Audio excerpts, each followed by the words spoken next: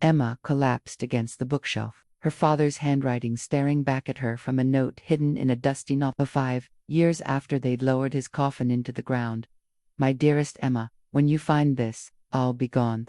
The truth I've hidden from you all these years will shatter everything you believe about who you are. Her hands shook violently as the impossible note, dated 3 days before his sudden death, revealed the first lines of a secret he'd taken to his grave. Or so she thought. What devastating confession did her father leave behind, and why did he wait until death to reveal it? If this story touched your heart, please comment, like, and subscribe to our channel. Share your own experiences with unexpected messages from loved ones. We'd love to hear your stories. She sank to the floor between the towering shelves, the afternoon lights streaming through high windows, illuminating words that would forever change everything she thought she knew about her family, her childhood, and the quiet librarian who had raised her alone. All this time, she'd believed the lie. All this time, she'd been searching for something without knowing what was missing. All this time, her mother hadn't been dead after all. Emma Wilson had grown up surrounded by books. Her earliest memories were of sitting on her father's lap in their small living room, his gentle voice bringing stories to life as she traced the letters with her tiny fingers. Robert Wilson had been a university librarian, a quiet, thoughtful man who found more comfort among the ordered shelves of books than in the chaotic world of people.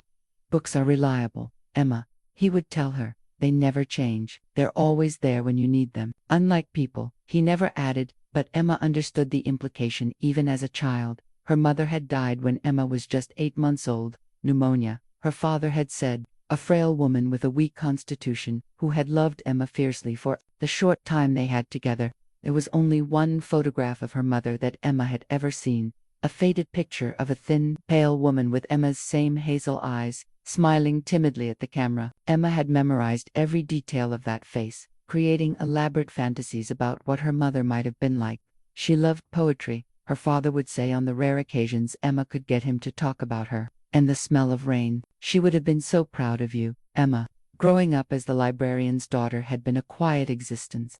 They lived in a small apartment, not far from the university, where Emma would spend afternoons after school, hiding among the stacks, doing homework or losing herself in worlds far more exciting than her own. The library became her second home, the books her friends and confidants. It surprised no one when Emma followed in her father's footsteps, getting her degree in library science and eventually taking a position at the city's public library. Her father had beamed with pride at her graduation, his normally reserved face breaking into a rare, wide smile. It's in your blood, he had said. By 35, Emma had settled into a life that, while not exciting, was comfortable in its predictability. She had her routines, her small circle of friends, her cat named Hemingway, and her books, always the books.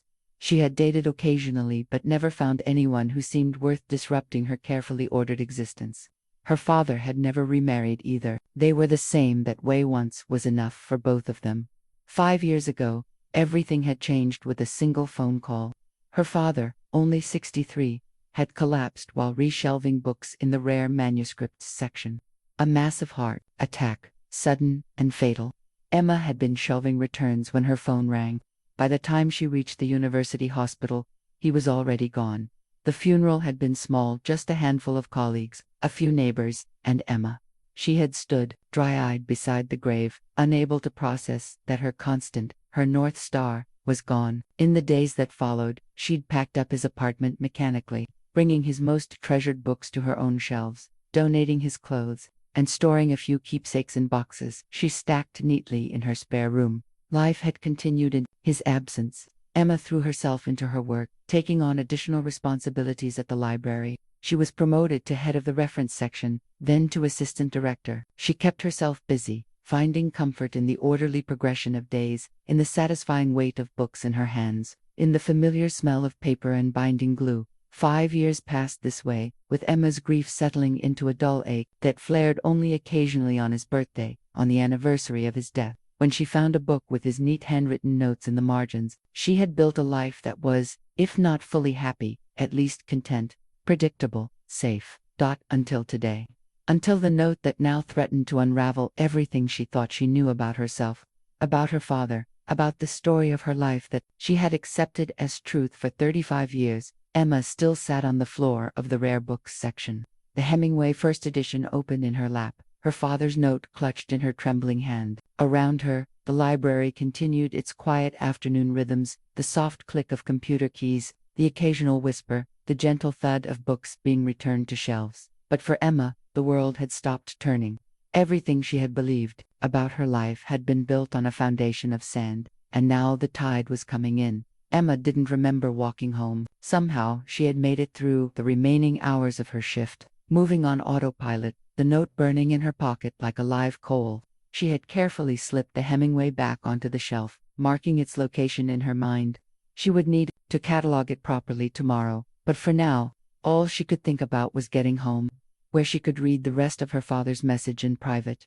Her apartment was dark when she unlocked the door. Hemingway, the cat winding around her ankles in greeting. Emma moved through the familiar space, dropping her bag, turning on lamps, filling the cat's bowl. Her normal evening routine performed with mechanical precision while her mind raced elsewhere. Finally, she sat at her small kitchen table, a cup of tea cooling untouched before her, and smoothed out the yellowed paper with trembling fingers. My dearest Emma, when you find this, I'll be gone. The truth I've hidden from you all these years will shatter everything you believe about who you are. I'm sorry for that. More sorry than you can imagine. But you deserve to know the truth, and I find myself, at the end of my life, unable to die with this secret. Your mother didn't die when you were a baby. She left us. Emma's breath caught in her throat. She set the letter down, pressing her palms flat against the cool surface of the table, trying to ground herself. After several deep breaths, she continued reading. Sophia was alive. I told you she died because I couldn't bear for you to know she had chosen to leave you. To leave us. I thought I was protecting you from the pain of abandonment, but I see now that I was protecting myself from having to explain, from having to watch you wonder why you weren't enough for her to stay. She was an artist, brilliant, beautiful, wild in ways I never was and could never understand. We met when she came to research in the archives, and I was captivated. We were opposites in every way, but somehow, it worked. For a while, after you were born, something changed. She became distant, restless. She said motherhood was suffocating her, that our life together was like drowning in still water. I tried to help, to understand, but I didn't know how. One day, I came home from work, and she was gone. A note on the kitchen table saying she needed to find herself again, that she loved you but couldn't be the mother you deserved. I was devastated, Emma, angry, hurt beyond words. In that pain, I made a decision I've questioned every day since. I told everyone she had died, including you, when you were old enough to ask. I erased her from our lives so completely that sometimes I almost believed the lie myself. Emma wiped away tears, her vision blurring as she read. This couldn't be real. Her quiet, honest father, the man who had taught her that integrity was everything, had maintained this fiction her entire life. She tried to contact you several times over the years, cards on your birthday that I intercepted, calls I refused to pass on. Once, when you were 10, she came to the university. I saw her watching you from across the quad where you were reading under the oak tree, waiting for me to finish work. I confronted her, told her she had no right to disrupt your life after abandoning you. I threatened legal action if she didn't stay away. I believed I was protecting you. I told myself that stability and consistency were what you needed, not the chaos of a mother who might drift in and out of your life at whim. Perhaps I was right, but the choice was never mine to make. That's the truth I've finally come to accept. 3 months ago, I received a diagnosis. Inoperable, terminal. The doctors gave me 6 months, perhaps a year with treatment. I've decided against the treatment. What's the point of a few more months of sickness in hospitals? But this diagnosis has forced me to confront the choices I've made and the secrets I've kept. I've been working up the courage to tell you everything, to give you the choice I never allowed you before. But I'm a coward, Emma. Each time I try to form the words, I see disappointment in your eyes, and I falter. So I'm writing this letter and placing it in our favorite Hemingway, the first book we ever read together. If I haven't told you the truth by the time you find this, then I've failed you one final time. There's a key taped to the underside of the middle drawer in my desk, the one from my study that you kept. It opens a safety deposit box at First National on Main Street, box 247. Inside is everything I've kept from you, your original birth certificate with both our names, the letters she sent over the years, photographs I couldn't bring myself to destroy, and her last known address from about 5 years ago. What you do with this information is entirely up to you. Find her or don't. Forgive me or don't, but know that everything I did, however misguided, came from a place of love and a desperate desire to protect you from pain. You have been the light of my life, Emma, the greatest joy I have ever known. Whatever you discover about your mother, never doubt how deeply you were loved by your father. Always, dead Emma let the pages fall from her numb fingers. She sat motionless at her kitchen table as the night deepened around her, Hemingway purring in her lap,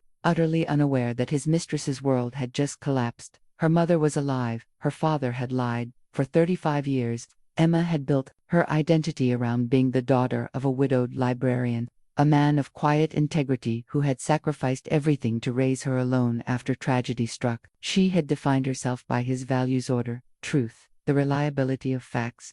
Now she learned that the foundational fact of her existence was a fiction. Who was she, if not the person she had always believed herself to be? And who was Sophia Blackwood, the mother who had abandoned her and then tried to return? Most disturbing of all, who was Robert Wilson, if not the honest, straightforward father she had loved and admired her entire life? Emma rose from the table on unsteady legs and moved to the spare bedroom where her father's desk sat against the wall. She pulled open the middle drawer and ran her fingers along its underside until she felt it a small metal key secured with yellowing tape. The first truth in an avalanche of lies. Emma didn't sleep that night. She sat in her father's old leather desk chair, turning the small key over and over in her hands, its edges worn smooth from years in hiding. Dawn found her still there, eyes red-rimmed, surrounded by the contents of her father's desk, drawers of receipts, university memos, birthday cards she had made him as a child, each item a talisman of their shared life, now cast in shadow by his deception. She called in sick to work for the first time in 3 years. The bank wouldn't open until 9, and she couldn't bear the thought of pretending normalcy while this secret burned inside her. With nothing else to occupy her restless mind, Emma began a more thorough search of her father's belongings. She had kept his most personal items, photo albums, journals, the pocket watch that had been his father's, but had never scrutinized them for hidden meanings or secret compartments.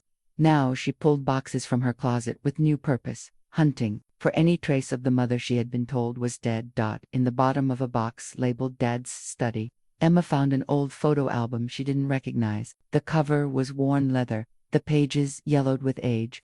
Opening it revealed photographs she had never seen before. Her father, decades younger, his arm around a woman who looked nothing like the faded picture Emma had grown up with. This woman was vibrant, with wild dark hair and a wide smile that transformed her face. In one photo, she stood before an easel, paintbrush in hand, laughing at the camera. In another, she and Emma's father sat on a beach blanket, their faces close together, eyes only for each other. In a third, the woman Sophia held an infant, Emma, against her chest, looking down with an expression of such intense love that Emma felt her throat tighten. This was not the sickly, fragile woman her father had described. This was someone alive with energy and passion. Someone who looked at baby Emma as if she were the center of the universe. What had happened to change that? How did a woman who looked at her baby with such love decide to walk away? Emma flipped through more pages, watching the progression of their relationship through frozen moments. Her father and mother, on what looked like their wedding day, a simple ceremony in what appeared to be a garden, the two of them painting a nursery. Sophia, heavily pregnant, standing in profile by a window, her hand cradling her belly. And then, after the photos of newborn Emma, a change. Sophia's smile became forced, the light in her eyes dimming.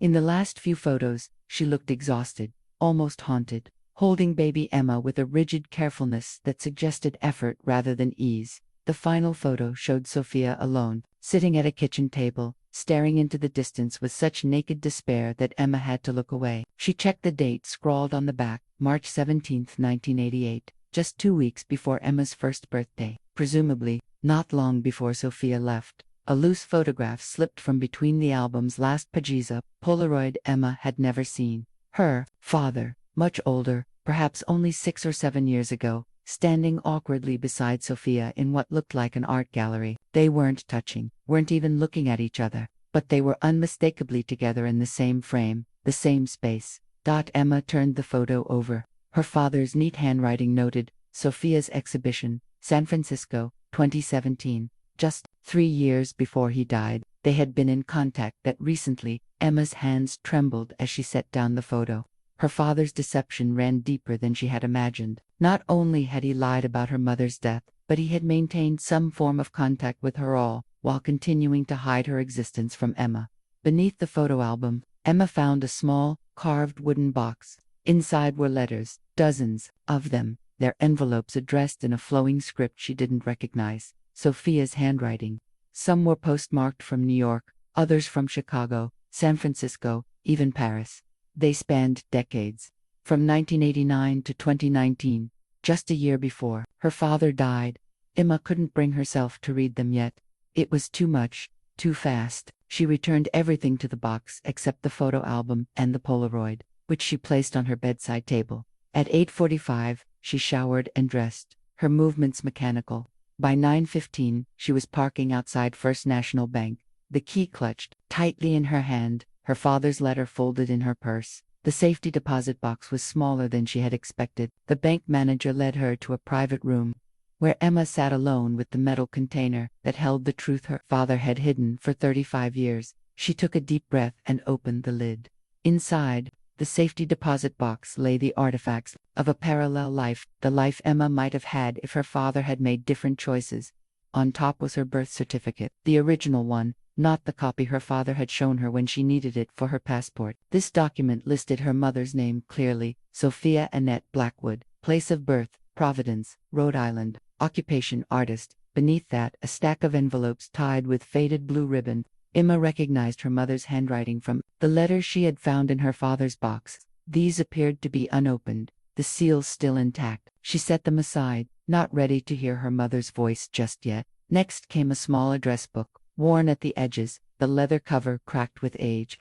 Flipping through, Emma found names and numbers, some crossed out, others circled. Many had notes beside them, in her father's precise script. Sophia's art professor, gallery where S had first show. S's roommate from RISD. At the bottom of the box was a thick manila envelope.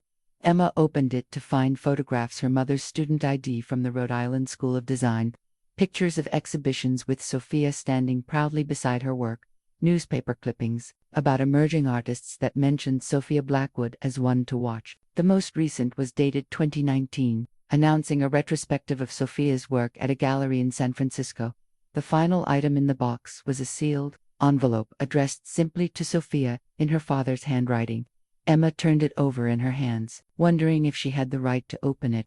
In the end, she slipped it into her purse unopened. This letter was between her parents. If when she found Sophia, she would give it to her then. Back in her apartment, Emma spread the contents of the safety deposit box across her dining table. She had taken the week off from work, citing a family emergency. Her boss had been understanding. In 10 years, Emma had never asked for unexpected time off. She needed a plan. Her rational, librarian mind asserted itself, breaking down the overwhelming task into manageable steps. First, she would need to verify that her mother was still alive and locate her current address. The San Francisco gallery mentioned in the clipping was her best lead. Emma opened her laptop and typed Sophia Blackwood artist into the search bar. The results were immediate and numerous. Her mother had a website, social media accounts, reviews in art magazines. She specialized in abstract landscapes. Her work characterized by emotional intensity and a distinctive use of light and shadow. According to one critic, Emma clicked on her mother's official website. There she was, Sophia Blackwood, now 65, her dark hair streaked with silver but still wild, her smile confident as she stood before a large canvas. The resemblance between them was unmistakable now that Emma knew to look for it. The same high cheekbones, the same slight tilt to their eyes, even their posture was similar. The site listed upcoming exhibitions, recent sales, and a brief biography that made no mention of a husband or daughter. According to this sanitized version of her life, Sophia had studied at RISD, spent time in Paris and New York, and had settled in San Francisco in 2001, where she continues to explore the boundaries between memory and imagination. No mention of the 5 years she had spent as Emma's mother. Emma scrolled through gallery after gallery of her mother's work, trying to see herself in the bold strokes and vivid colors.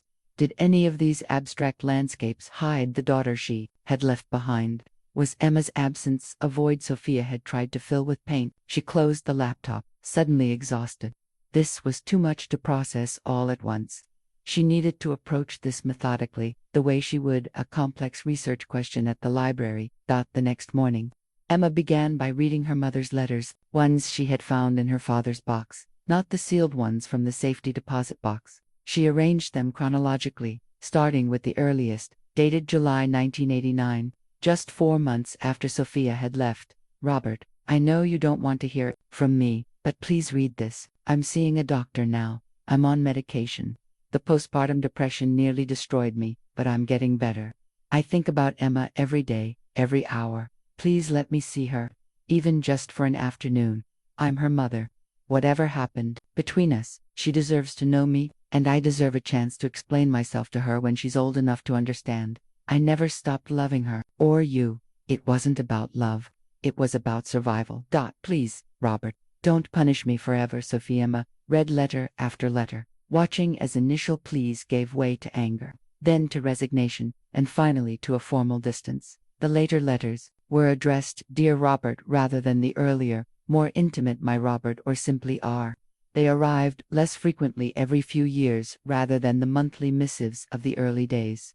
The final letter was dated February 2020, just a month before her father died. Boppet, I received your message. I'm sorry to hear about your diagnosis. After all this time, all our history, I still find myself grieving for what might have been. I respect your decision to tell Emma yourself. It's long overdue. Let me know if there's anything I can do to make this easier for her. Despite everything, she is still my daughter, and I would very much like to know her, if she's willing. Take care of yourself in these final months. Sophia sat back, stunned. Her father had reached out to Sophia when he received his diagnosis. He had planned to tell Emma the truth. The note in the Hemingway was a backup plan, not his primary intention. The heart attack had robbed them both of the conversation that might have changed everything. The university library had always been a second home to Emma. She had spent countless hours there as a child, waiting for her father to finish work, doing homework at the big oak tables, or hiding in quiet corners with a book. Later, she had worked there part-time during college, shelving books and helping students navigate the catalog system. The building itself was like an old friend, familiar, comforting, filled with memories. Today, it felt foreign. As Emma climbed the wide stone steps, she found herself hyper-aware of the curious glances from staff who recognized her as Robert Wilson's daughter. Did they know? Had her father confided in any of his colleagues about his deception? Or were they simply noting her unexpected presence on a weekday when she should have been at her own library across town? Emma had come with a purpose. According to her mother's letters and the documents in the safety deposit box, Sophia and Robert had met at the university in 1983, when Sophia was researching for her senior thesis at RISD. If anyone might remember them from that time, it would be the long-term faculty members. She headed for the university archives, where her father had worked for over 30 years. The current archivist, Dr. Eleanor Patel, had been her father's assistant before taking over upon his retirement. If anyone knew the truth, it would be Eleanor. Emma. Eleanor looked up from her computer with genuine delight. What a lovely surprise. It's been too long. Emma managed to smile, though it felt stiff on her face. Hi, Eleanor. I hope I'm not interrupting. Never for you, dear. Come in, sit down. How are things at the public library? Still enjoying the director position? Assistant director, Emma corrected automatically. And yes, it's good. Busy. Eleanor studied her face. You look tired, Emma. Is everything all right? For a moment, Emma considered backing out, making up some excuse about needing to check a reference for work, but she had come this far. I'm doing some research, she said carefully, about my mother. Eleanor's expression didn't change, but something flickered in her eyes. I see, she said neutrally. What sort of research? I found some documents about how she and my father met, here at the university. Emma took a deep breath.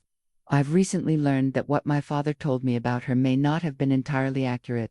Eleanor sighed and removed her glasses, pinching the bridge of her nose. Oh, Robert, she murmured. You said you were going to tell her. So Eleanor had known. The confirmation sent a wave of betrayal through Emma.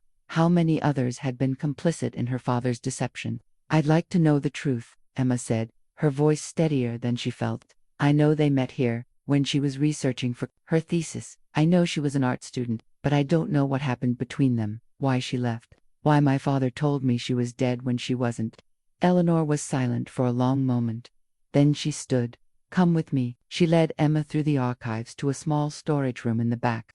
Unlocking it with a key from her lanyard, she flipped on the light to reveal shelves of boxes labeled by year. Your father was meticulous about preserving the university's history, Eleanor explained, running her fingers along the labels until she found what she was looking for, including visitor logs to the archives. She pulled down a box labeled Visitor Records, 1980 to 1985, and set it on a small table in the corner. I can't give you all the answers you're looking for, Emma. Some of it isn't my story to tell. But I can show you where to start looking. Eleanor opened the box and flipped through file folders until she found one labeled 1983. Inside were handwritten logs of archive visitors' name, date, materials requested, and purpose of research. September 12, 1983, Eleanor said, pointing to an entry, Sophia Blackwood, Rhode Island School of Design, researching historical textile patterns for senior thesis. Emma stared at her mother's name, written in what must have been her father's handwriting. The next several entries for Sophia showed her returning regularly over the course of 2 months. They fell in love quickly, Eleanor said softly. Your father was 30 when they met. Sophia was 23, finishing her final year at RISD. He'd never been in a serious relationship, always too shy, too absorbed in his books. But Sophia ... double quotes. Eleanor smiled faintly. Sophia was like a force of nature. She drew people to her without trying. Your father didn't stand a chance. Were you here then? Did you know her? Emma asked. Eleanor shook her head. I joined the staff in 1990, after she was gone. But Robert talked about her sometimes, late at night when we were working on special projects, not often, and never in detail.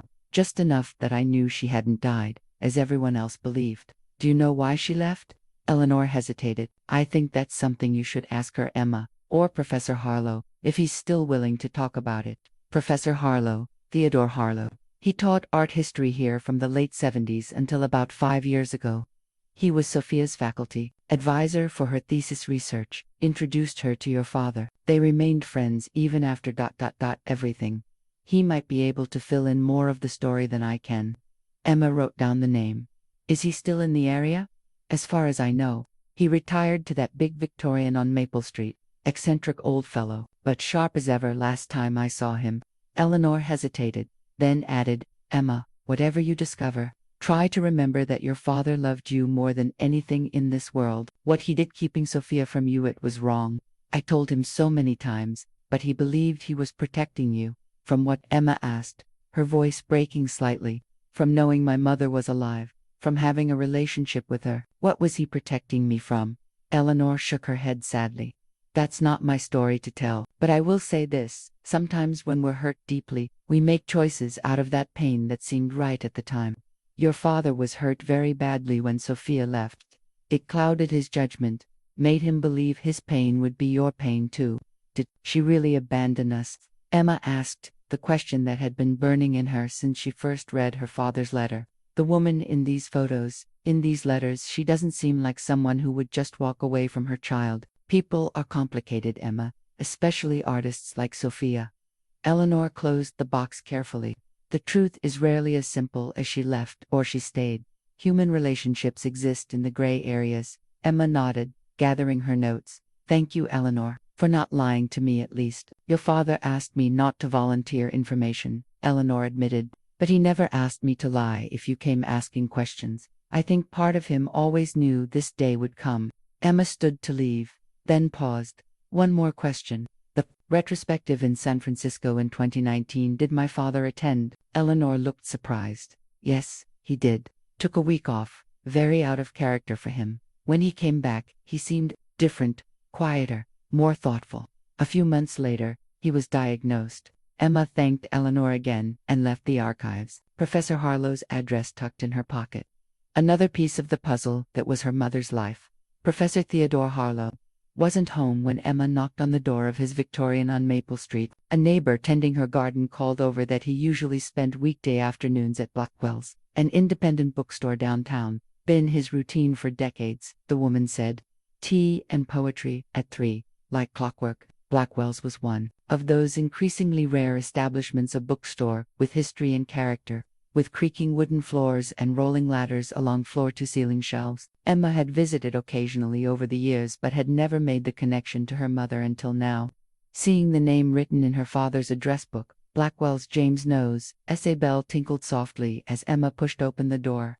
The shop was quiet, with only a few customers browsing the stacks. Near the back, an elderly man with a shock of white hair sat in a worn leather armchair, a book open on his lap, a cup of tea on the small table beside him. Professor Harlow. Emma approached cautiously. The man looked up, bright blue eyes, sharp, behind round spectacles.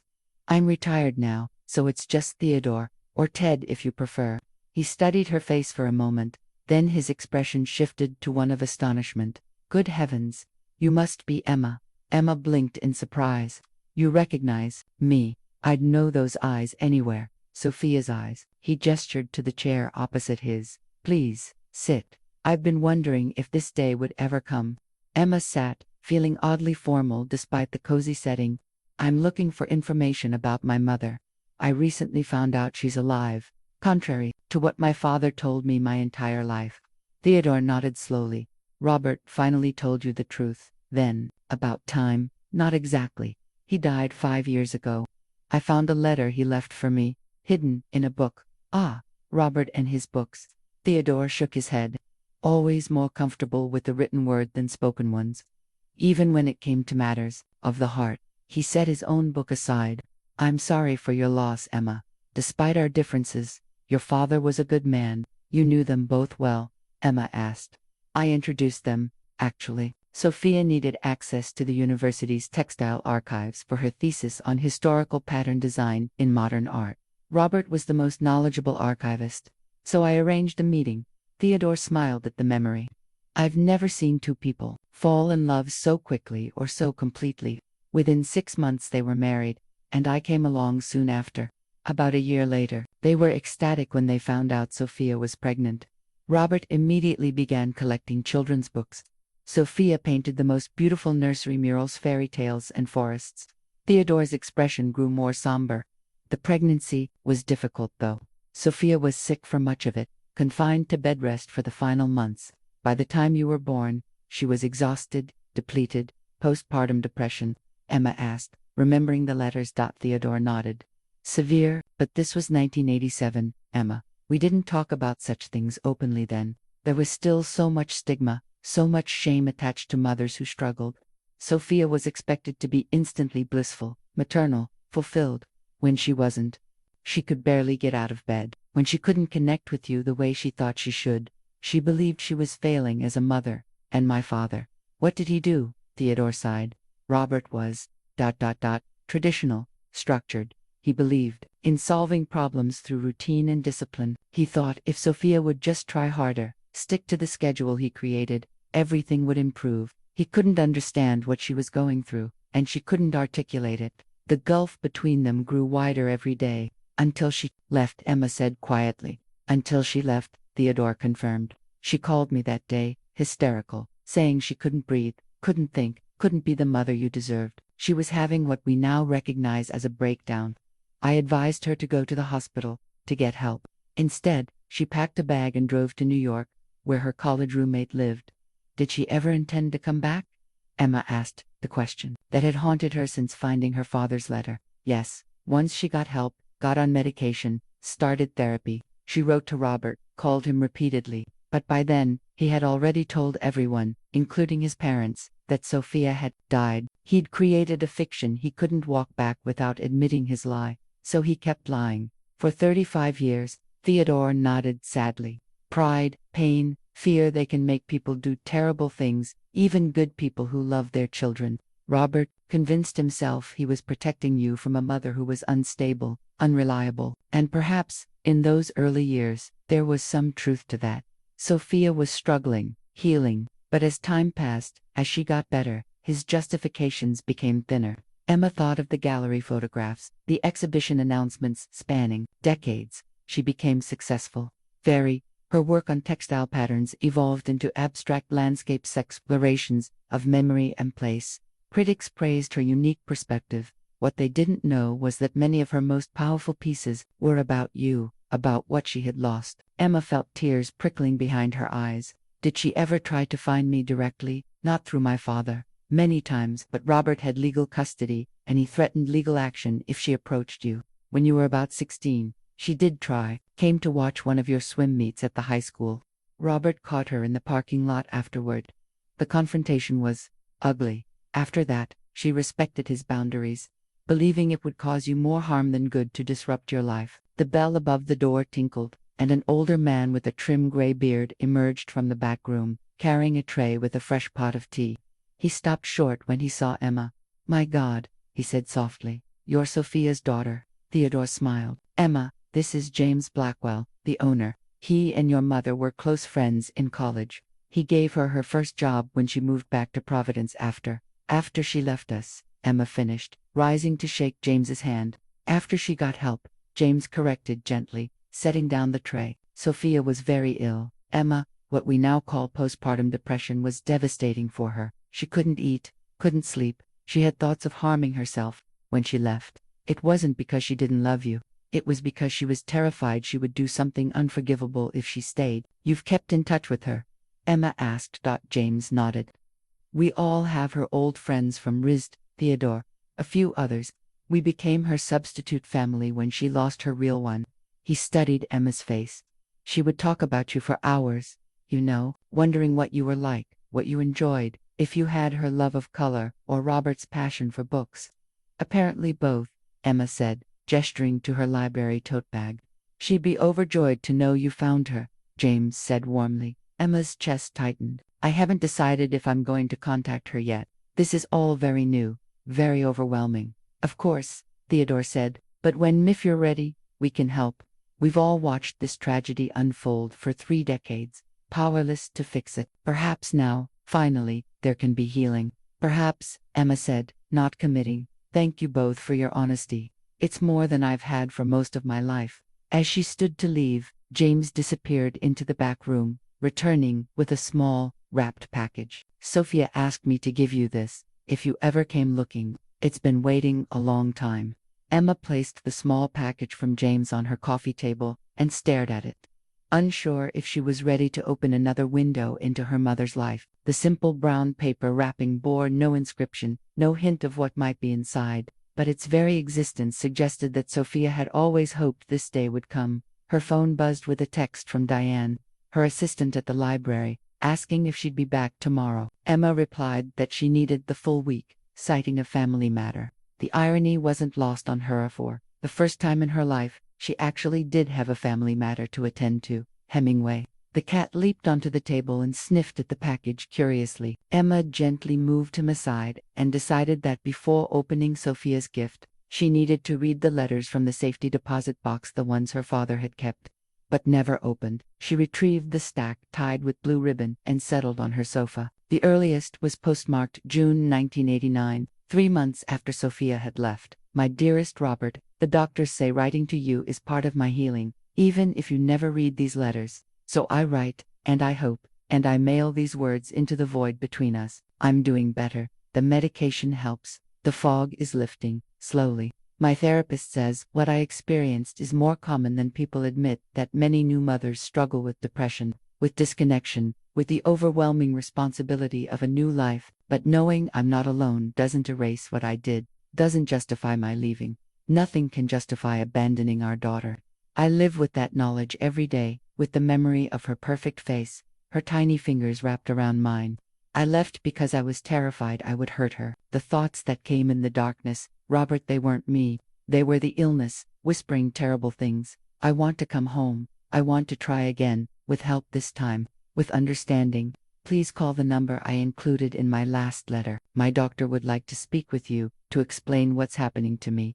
This isn't who I am. This isn't the mother I want to be for Emma. With all my love, still and always." Sophia wiped away tears and opened the next letter. Dated 2 months later. "Robert, Your silence is an answer in itself, I suppose. My therapist suggests I consider that you need time, that your pain and anger are valid responses to my leaving.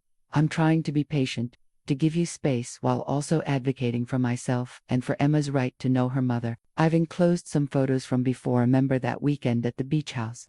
Emma was only 3 months old, but she loved the sound of the waves. You said she was going to be a swimmer someday. I think about that often, what she might be becoming in my absence. Is she walking yet? Talking? Does she ask about me?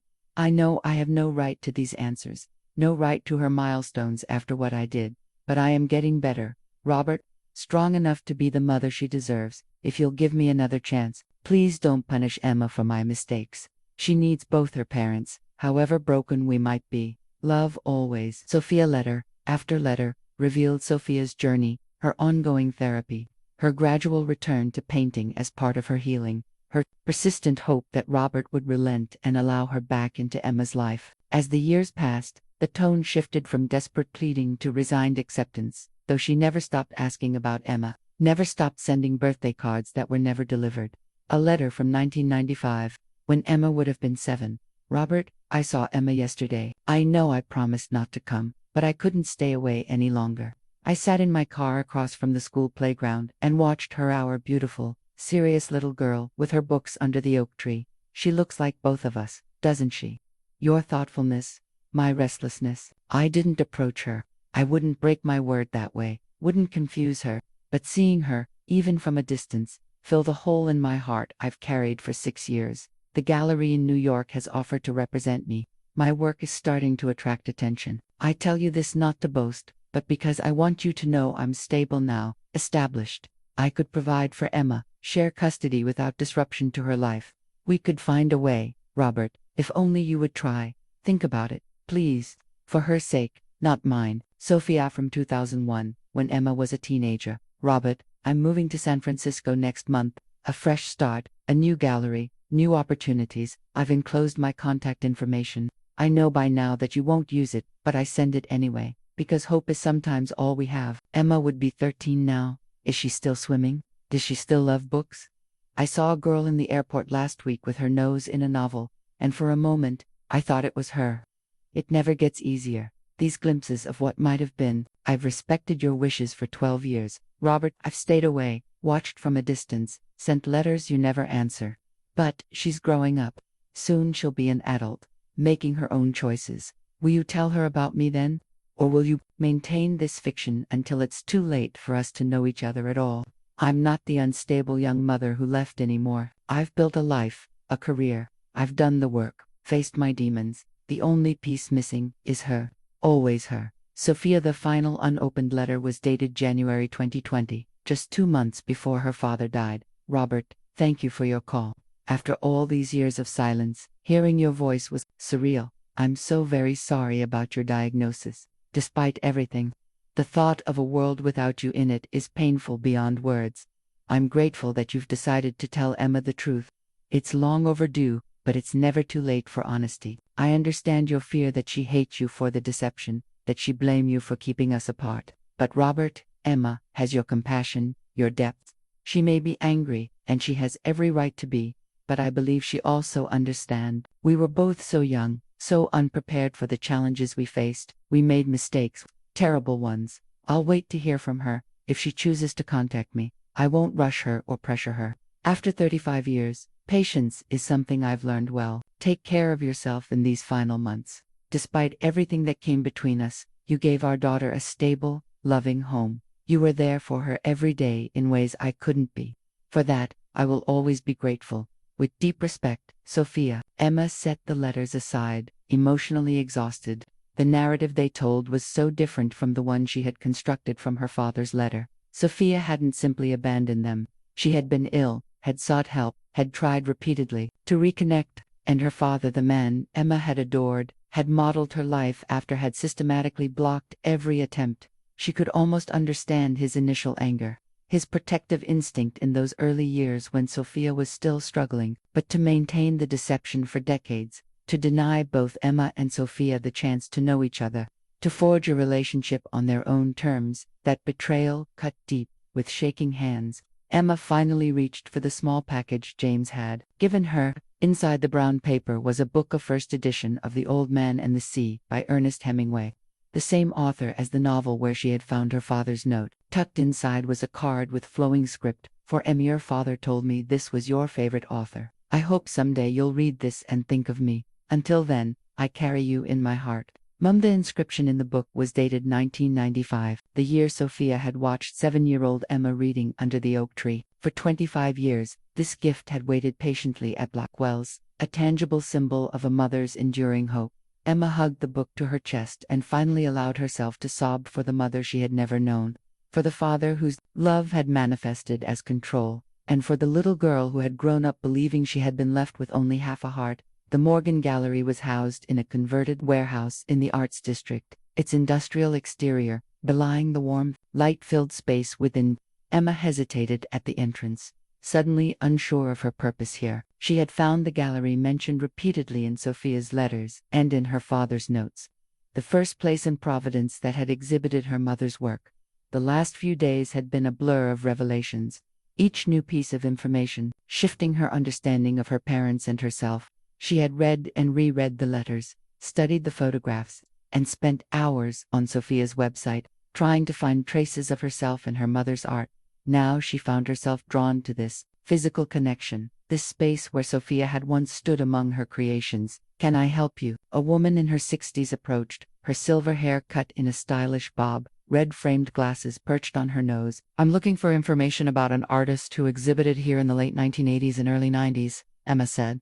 Sophia Blackwood. The woman's eyebrows rose. Sophia, now there's a blast from the past. She extended her hand. I'm Margaret Morgan. This is my gallery. Emma Wilson, she replied, accepting the handshake. Margaret tilted her head, studying Emma's face. Wilson ... not Blackwood. But those eyes. She stopped suddenly, realization dawning. You're Robert and Sophia's daughter.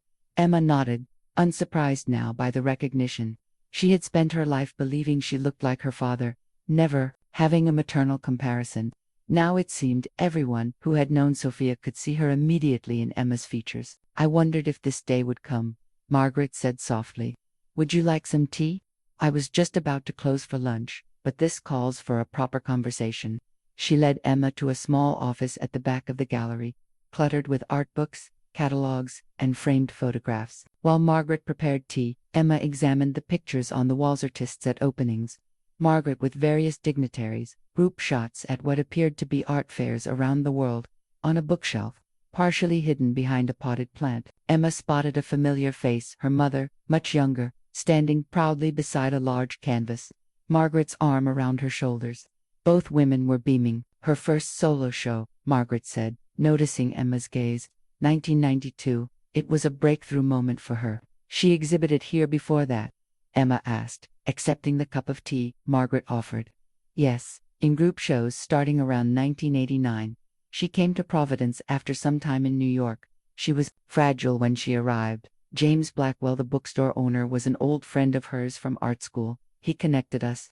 Did you know about me? Emma asked directly. Margaret sighed, setting down her cup. Yes. Not at first. Sophia was very private about her past when she first came to work with us, but artists pour their pain into their work, and Sophia's early pieces were clearly about loss, about motherhood interrupted. Eventually she told me the whole story. From her perspective, Emma said, unable to keep the edge from her voice. Of course, Margaret acknowledged. I never met your father, never heard his side, but I did see Sophia's struggle, her grief, her determination to get well enough to be part of your life again. She told me she tried to contact me many times over the years, Emma said, that my father prevented it. That's true, Margaret confirmed. She sent birthday cards, letters, gifts that were returned unopened. She consulted lawyers about visitation rights, but without a formal custody agreement, and with her history of leaving, they advised her that a court battle would be messy, public, and potentially traumatic for you. Margaret hesitated.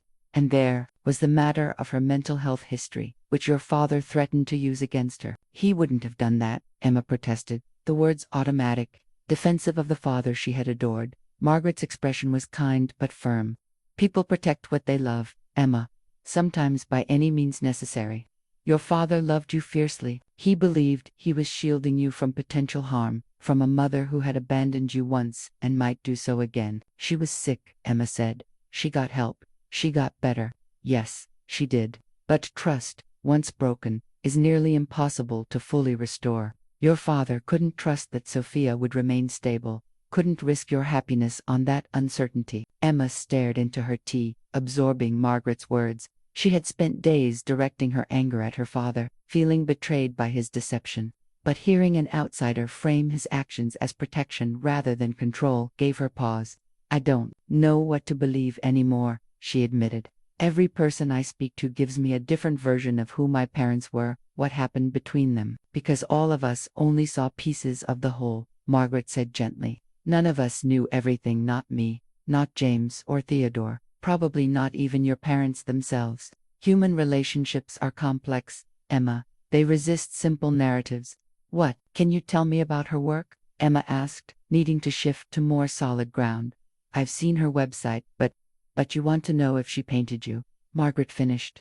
If you were in her art even when you weren't in her life. Emma nodded, unable to speak past the lump in her throat. Margaret rose and went to a filing cabinet in the corner. She returned with a thick portfolio and placed it on the desk between them. These are catalogs from all of Sophia's shows with us, from 1989 to 2001, when she moved to San Francisco. She opened to the first one, revealing images of dark, turbulent canvases with titles like Absence, Echo, and The Empty Cradle. These early works were raw expressions of her grief and guilt, Margaret explained. Not commercial, but powerful. Critics noted the palpable sense of loss in these pieces, though few knew the specific context. She turned pages, showing Emma the progression of her mother's art over the years, from the dark chaos of those first paintings to more structured work incorporating textile patterns and, gradually, landscapes that seemed to vibrate with emotion. This series was called 7, Margaret said, pointing to a collection from 1994. 7 abstract landscapes, each representing a year of separation from you. If you look closely at each one, there's a small figure, sometimes just a suggestion, of a child, growing slightly older in each painting. Emma leaned closer, finding the subtle silhouette of a little girl in each canvas, reading in one, swimming in another. Always distant, always alone. She painted a new piece in this series, every year on your birthday, Margaret said softly. It became her ritual, her way of marking time and growth she couldn't witness directly. Did she ever stop? Emma asked. The birthday paintings. Not to my knowledge. Her San Francisco gallery hosted a retrospective a few years ago called 30 Landscapes, 30 Birthdays, 30 Years of Separation. It was her most personal and acclaimed show. Emma remembered the exhibition announcement she had found in her father's papers, dated 2019. He had attended that show, had seen 30 years of his daughter rendered through her absent mother's imagination. After that exhibition, Sophia announced she was taking a break from public showing, Margaret continued. Her statement said she had completed the work she needed to do, that a circle had closed. None of us quite understood what she meant at the time. My father contacted her after seeing the show, Emma said. He was diagnosed with terminal cancer shortly after. He told her he was finally going to tell me the truth. Margaret's eyes widened. That explains it then. She believed the separation was finally ending. It would have, if he hadn't died suddenly before he could tell me. And yet here you are, Margaret said, reaching across to touch Emma's hand, finding your way to the truth despite everything. Perhaps that circle is closing after all. She turned to the final pages of the portfolio, showing Emma images of her mother's more recent work, vibrant, complex landscapes that seemed to pulse with life and possibility. Critics have noted a profound shift in Sophia's work in the past few years, Margaret said, a movement from commemoration of loss toward exploration of potential, of futures not yet written. She smiled at Emma, almost as if she sensed that something was changing, that a new chapter was about to begin. Emma closed the portfolio carefully, overwhelmed by the realization that while she had been living her quiet life, organizing books, and tending to her routines, she had been alive in her mother's imagination and art for 35 years, a parallel existence rendered in oil and canvas, a daughter both lost and eternally present. Thank you, she said to Margaret, for showing me this, for helping me understand. What will you do now? Margaret asked. Will you contact her? Emma gathered her bag, her movements deliberate as she collected her thoughts. I don't know yet. I need time to process everything, to figure out who I am in light of all this new information. She paused at the door. But I think I'd like to see those 30 landscapes in person someday. Margaret smiled. When you're ready, I'll make a call. Sophia would move heaven and earth for that opportunity. Emma, she's been waiting half a lifetime to meet you again. The small house in Brookfield, a suburb 30 minutes outside Providence, looked exactly like its neighbor's neat yard. Tidy flower beds, American flag by the front door. Emma double-checked the address against the one she'd found in her father's address book. Labeled simply, Catherine, with a note, "Do not contact." Another directive she was choosing to ignore. Emma had discovered Catherine Wilson's existence almost by accident. While sorting through her father's papers, she had found an old Christmas card signed, "Love, Kathy, Michael, and the kids." The return address label showed Catherine Powell, but the handwriting was so similar to her father's that Emma immediately suspected a family connection. A quick online search had confirmed it. Catherine Powell, née Wilson, was Robert's younger sister, a sister Emma had never known existed. She rang the doorbell, heart pounding. What if Catherine refused to see her? What if there was a good reason her father had cut contact with his sister? The door opened to reveal a woman in her early 60s, with gray-streaked brown hair and familiar hazel eyes. Her father's eyes. Emma's own eyes. "Yes," the woman said, polite but questioning. "Catherine Powell. My name is Emma Wilson. I'm Robert's daughter." Catherine's hand flew to her mouth. "Emma, my God."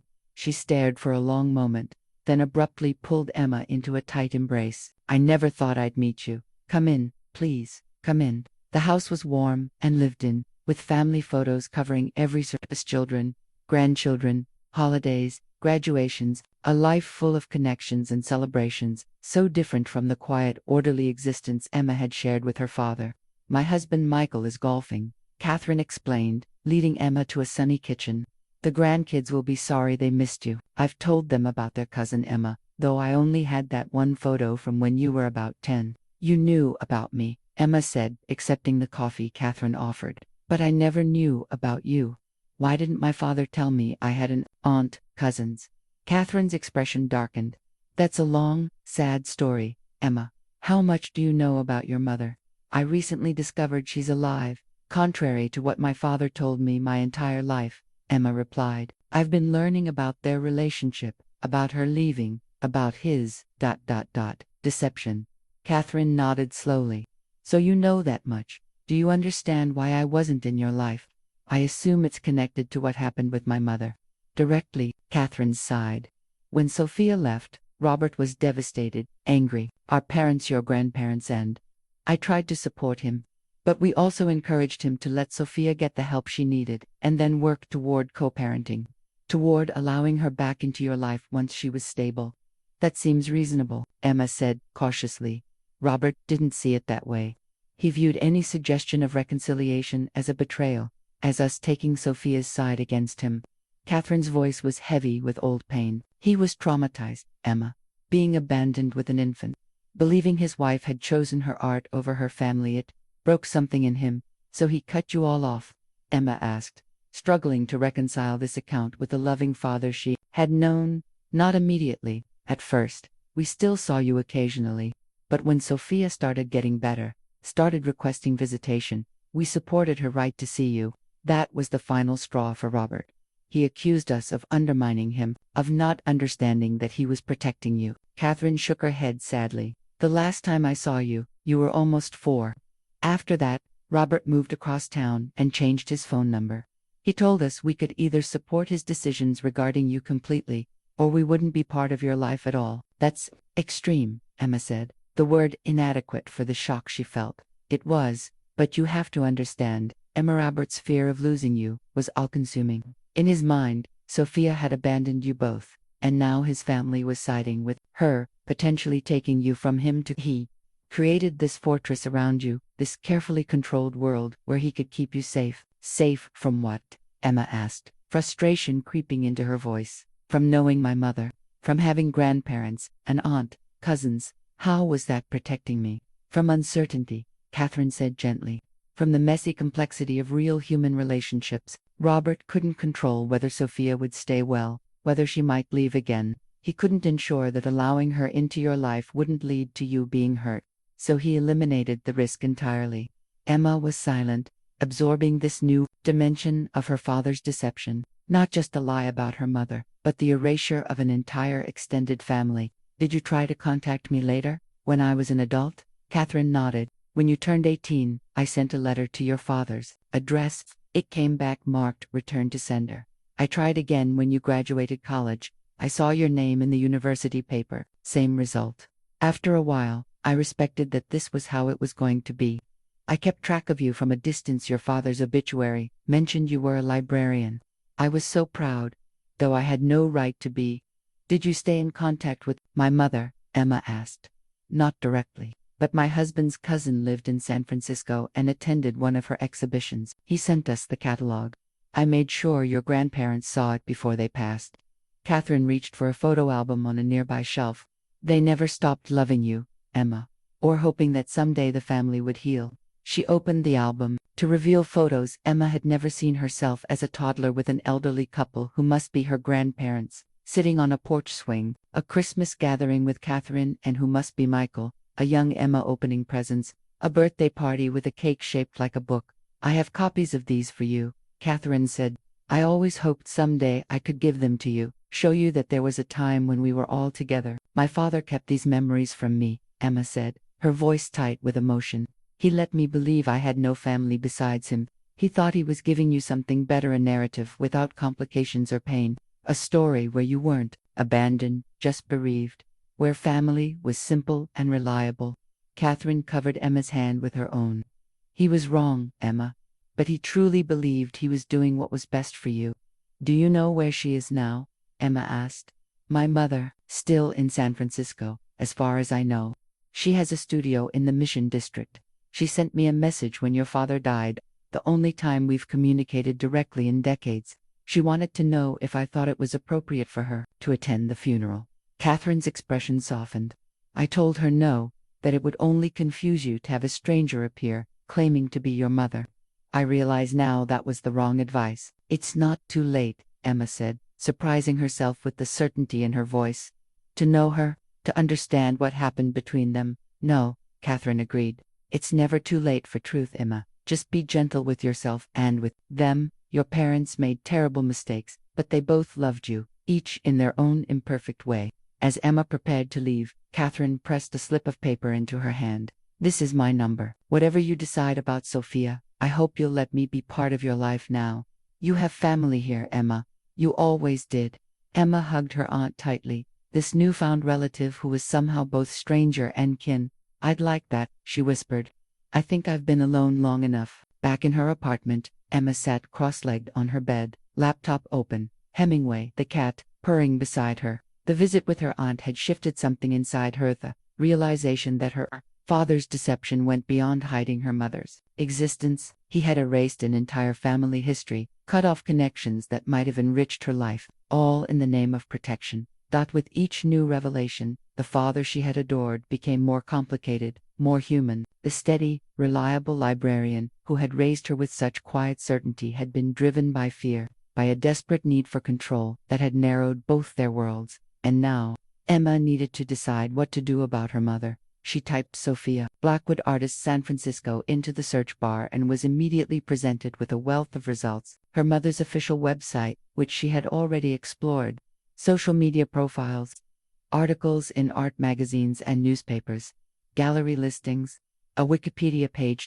Emma clicked on a recent article from the San Francisco Chronicle titled, Sophia Blackwood, 35 Years of Absence and Presence. The piece covered the retrospective exhibition that her father had attended shortly before his diagnosis, the show entitled 30 that Margaret had mentioned. Blackwood's latest exhibition is her most personal yet, a chronicle of maternal absence, rendered in 30 landscapes, each painted on her absent daughter's birthday over 3 decades. The works range from the raw, dark canvases of the early years to the more recent pieces, which critic Martin Chen describes as suffused with a luminous hope, as if the artist has begun to imagine reconciliation. When asked about the deeply personal nature of the show, Blackwood is characteristically private. Art transforms absence into presence, she says. These paintings are my way of remaining connected to someone I lost. but who has never been absent from my heart. The exhibition marks a turning point for Blackwood, who announced after the opening that she would be taking a hiatus from public showing. "I've completed the work I needed to do," she told this reporter. "A circle is closing. Whatever comes next will be different." Emma swallowed hard, imagining her father at this exhibition, seeing 30 years of his deception rendered in paint, witnessing the maternal love he had denied her knowledge of for her entire life. Had that been the catalyst for his decision to finally tell her the truth? The visual evidence of what his choices had cost both Emma and Sophia. She clicked through to her mother's Instagram account, public, with thousands of followers. The most recent post was from 2 days ago, a studio shot of works in progress. Canvases turned away from the camera, only their edges visible. The caption read simply, "New beginnings." Before that, photographs of her garden, of San Francisco fog rolling over the Golden Gate, of stacks of books beside a reading chair, a life documented in carefully composed images, yet revealing in their ordinariness. Her mother liked gardening, contemporary fiction, foggy mornings. She had a small dog, a white terrier mix named Pickle. She drank her coffee black, collected vintage textile samples, walked along the beach at sunset. Mundane details humanized the mythic figure Emma had been constructing in her mind. Sophia wasn't just her mother or the woman who left. She was a person with habits and preferences, joys and routines. Emma scrolled back through the years of posts, watching her mother age in reverse, the silver threads in her dark hair disappearing, the fine lines around her eyes smoothing out, always alone in the photos, or occasionally with friends at gallery openings, but never with a partner, never with another family. Had Sophia remained single all these years? Had she chosen not to have more children? Further research revealed that Sophia taught occasional masterclasses at the San Francisco Art Institute, served on the board of a nonprofit supporting artists with mental health challenges, and had published a memoir 5 years ago titled The Absence in the Canvas: Art, Motherhood, and Mental Health. Emma immediately ordered the book, then continued her search. An interview in an online arts journal caught her attention. Dated just a month after her father's funeral, the piece focused on Sophia's decision to step back from exhibiting. You're 30.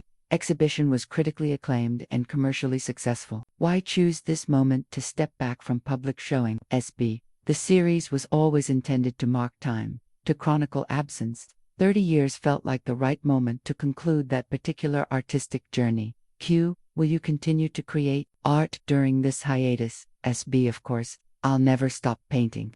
But what I'm working on now is private, personal. It's about imagining new possibilities rather than documenting loss. Q. Your work has always had an autobiographical element, particularly the birthday landscapes. Is there anything you'd like to say directly to the person who inspired that series? Should they ever read this? SB. Long pause. Just that I'm still here, that I've always been here, that it's never too late for truth, for connection, that I would walk through fire for the chance to say hello. Emma closed her laptop, overwhelmed. Her mother had been speaking to her through interviews, through her art, for decades, sending messages into the void, hoping they might somehow reach their intended recipient. And now they had. She paced her apartment, mind racing. She could email Sophia directly. Her contact information was on her website. She could call the gallery that represented her. She could simply book a flight to San Francisco and show up at her studio. But each of these options felt too sudden, too jarring after 35 years of separation. Emma needed time to process, to prepare herself emotionally for whatever might come next. She reopened her laptop and navigated to the website for Sophia's San Francisco gallery. According to their exhibition calendar, there was an upcoming group show featuring several of their represented artists, including Sophia Blackwood. The opening reception was in 3 weeks. Perfect.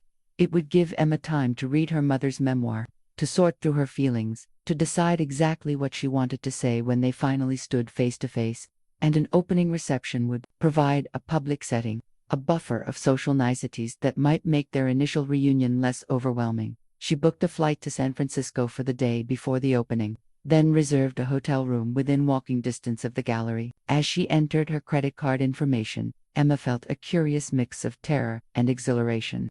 After a lifetime of routine and predictability, she was stepping into the unknown. Before closing her laptop, Emma returned to her mother's Instagram. The most recent image showed a sunset over the Pacific, the sky ablaze with color, the sea reflecting gold and crimson. The caption read, "The end of one day is the promise of another. Nothing is ever truly finished as long as the sun rises again."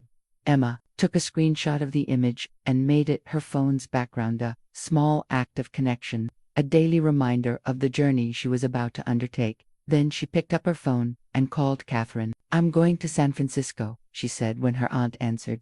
"I'm going to meet my mother." "Oh, Emma." Catherine's voice was warm with emotion. "I'm so proud of you. Your father would be terrified, but I think, deep down, he'd be proud too. This is your story, now yours and Sophia's. It's time you both got to write the ending." Emma had never been a spontaneous person. She made grocery lists and stuck to them. She planned her vacation reading months in advance. She had a designated laundry day and never deviated from it. This methodical approach to life, inherited from her father, had served her well in her career as a librarian, where organization and attention to detail were prized.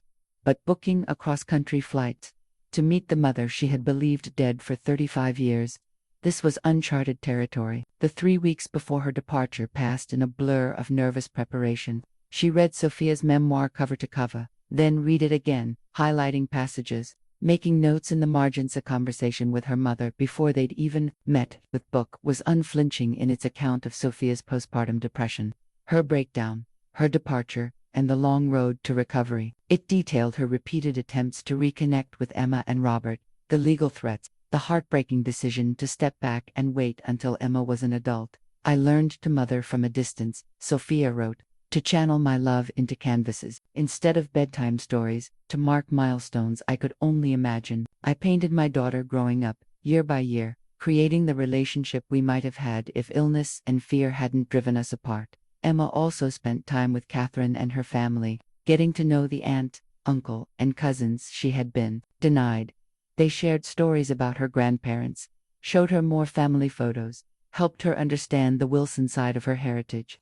It was healing to discover these connections, to find pieces of herself in relatives she had never known existed. "Your grandmother had your exact laugh," Catherine told her over Sunday dinner. "And your grandfather was a reader, too, always had 3 books going at once."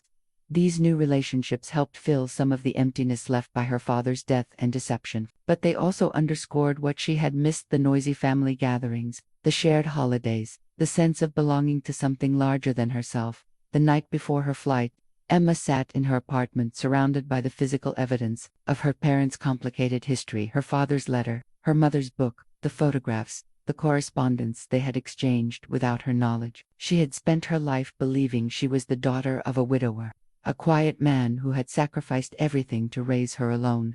Now she understood. She was the child of 2 complex, flawed people who had both loved her and failed her in different ways. Her phone buzzed with a text from Catherine. "Safe travels tomorrow. Remember, no expectations, just open hearts." Emma packed lightly, a carry-on with a few carefully chosen outfits, including a simple blue dress for the gallery opening. At the last moment, she tucked her father's letter to Sophia into her bag. Whatever happened in San Francisco, this letter belonged to her mother. It was time to deliver it. The flight from Providence to San Francisco was long and turbulent, matching Emma's emotional state. She tried to read but couldn't focus, her mind racing with imagined scenarios of their first meeting. Would she recognize Sophia immediately? Would they embrace or shake hands awkwardly? What does one say to a mother who has been absent for 30 years, yet present in every brushstroke of her art? From her window seat, Emma watched the landscape change below, the neat geometry of eastern cities giving way to the vast expanse of the Midwest, then the rugged drama of the Rockies, and finally the golden California coast. So different from the only home she had ever known, yet this was where her mother had built her life, created her art, waited for a reunion that had seemed increasingly unlikely as the years passed. Landing at SFO in the late afternoon, Emma felt a momentary panic. She could still turn around, fly back to Providence, return to her quiet, predictable life. Her mother didn't know she was coming. There would be no harm, no disappointment. But as she collected her bag and navigated to the taxi stand, Emma knew she couldn't go back, not just physically to Providence, but to the person she had been before finding her father's note. That Emma, with her careful routines and limited horizons, no longer existed.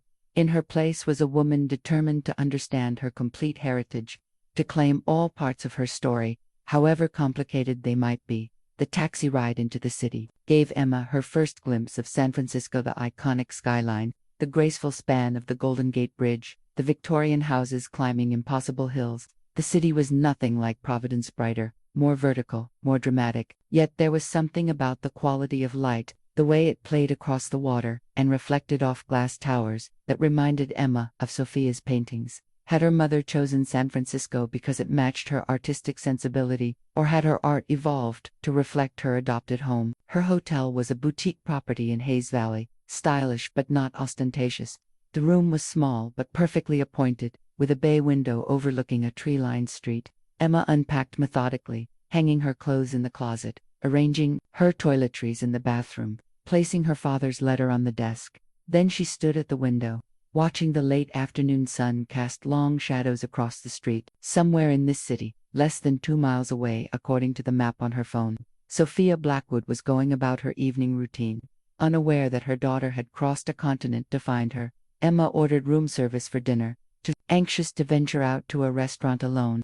As she picked at her salad, she scrolled through her mother's Instagram again, noting that Sophia had posted earlier that day a photo of her studio with canvases being prepared for tomorrow's exhibition. Caption reading, "Final touches before the show. Still never gets easier, even after all these years." #artistlife, #vulnerability. The casual normalcy of the post struck Emma forcefully. While she was experiencing perhaps the most momentous journey of her life, her mother was simply preparing for another exhibition, another day in a life that had continued without Emma in it. But that wasn't entirely true, was it? The memoir, the 30 birthday landscapes, the interviews where Sophia spoke of absence and Losima, had been a constant presence in her mother's life and art, even in her physical absence. As darkness fell over San Francisco, Emma stood again at the window, watching the city lights blink on one by one. Tomorrow she would attend the gallery opening. Tomorrow she would see her mother in person for the first time in conscious memory. Tomorrow the carefully constructed narratives of both their lives would collide and transform into something new, something neither of them could predict. Emma touched the glass, cool beneath her fingertips. "I'm here," she whispered, though there was no one to hear. "I found you." She slept fitfully that night, waking from dreams where she was searching for someone in a gallery filled with empty frames, where she called out but no sound emerged, where she ran down endless corridors that led nowhere. By morning, she was exhausted but resolute. Whatever happened at the gallery, she would face it with the same quiet courage that had brought her across the country. The gallery opening wasn't until 7 p.m. Emma had a full day to fill. To distract herself from the evening ahead, she showered and dressed in jeans and a light sweater, then ventured out to explore her mother's city. She walked through Hayes Valley, stopping for coffee at a small cafe, then continued on to the Mission District where Sophia's studio was located. She didn't plan to visit the studio, that would be too much, too soon, but she wanted to see the neighborhood, to understand the physical context of her mother's creative life. The Mission was vibrant and eclectic, with colorful murals adorning buildings, small galleries tucked between restaurants and boutiques. Emma could see why an artist would be drawn to this area, with its cultural diversity and creative energy. As the afternoon waned, Emma returned to her hotel to prepare for the evening ahead. She took her time getting ready, applying makeup with unusual care, styling her hair, slipping into the blue dress she had chosen for this occasion. Looking in the mirror, she was struck by how much she resembled the photos she had seen of Sophia at a similar age. The same high cheekbones, the same slight tilt to her eyes, the same serious expression. At 6:45, Emma left her hotel and walked the short distance to the gallery, her heart pounding with each step. This was it. After mother and daughter would finally stand face to face. The Helios Gallery was housed in a converted warehouse with soaring ceilings and polished concrete floors. As Emma approached, she could see a crowd already gathering inside, delicately dressed patrons with wine glasses in hand, moving between the displayed artworks, engaged in animated conversation. For a moment, she hesitated on the sidewalk, overwhelmed by the reality of what she was about to do. Then, taking a deep breath, she pushed open the heavy glass door and stepped inside. The gallery was larger than it had appeared from outside, divided into sections for each featured artist. A young woman with a tablet approached Emma, offering a smile. "Welcome to Helios. Are you on our guest list this evening?" "No, I'm just Visiting, Emma replied, suddenly aware of how unprepared she was. She hadn't considered that the opening might be invited. No problem at all, the woman assured her. The exhibition is open to the public. Would you like a catalogue? Emma accepted the glossy booklet, flipping immediately to find Sophia's section. There she was, a professional headshot, showing a woman in her 60s with striking features, silver-streaked dark hair, and intense eyes that seemed to look directly at Emma from the page. Below the photo was a brief biography that mentioned her Rhode Island origins, her education at RISD, her evolution as an artist over 4 decades, no mention of a daughter, of course. According to the catalogue, Sophia's installation was in the west wing of the gallery. Emma made her way in that direction, her heart pounding so loudly she was certain others could hear it. She accepted a glass of wine from a passing server, grateful for something to occupy her hands. Sophia's section featured 5 new paintings, smaller than her previous landscapes, but no less powerful. These works were different from the images Emma had studied online, where the birthday landscapes had been expansive. These new canvases were intimate, focusing on doorways, windows, thresholds. Each depicted a passage from one space to another, rendered in Sophia's distinctive style, vibrant colors layered with subtle textile patterns, creating depth and movement. The collective title was simply Openings. Emma stood before them, transfixed. These weren't about absence or loss. They were about possibility, transition, new beginnings. Had Sophia somehow sensed that change was coming, that the separation might finally be ending? Her best work yet, don't you think? Emma turned to find an older man with wire-rimmed glasses standing beside her, studying the paintings with evident appreciation. Yes, she managed, though she hardly felt qualified to judge, having only recently discovered her mother's art. They feel hopeful. Exactly, the man agreed enthusiastically. After that retrospective last year, all those landscapes marking her daughter's birthdays, I wondered where she could possibly go next. But this is brilliant. Same technical mastery, but with a completely different emotional register. You know about the birthday landscapes? Emma asked, surprised that Sophia's personal story was so well known. Oh yes, it was the talk of the art world last year. Such a powerful narrative painting her missing daughter's birthday every year for 3 decades. When she announced she was taking a hiatus after that show, many of us thought she might be retiring. This new direction is a wonderful surprise. Before Emma could respond, a ripple of energy moved through the gallery as a new group of people entered. Even without looking, Emma sensed a shift in the atmosphere, the subtle reorientation that happens when someone significant arrives. Ah, there she is, the man beside her murmured. Always makes an entrance. Our Sophia. Emma turned slowly, and there just 30 feet away stood her mother.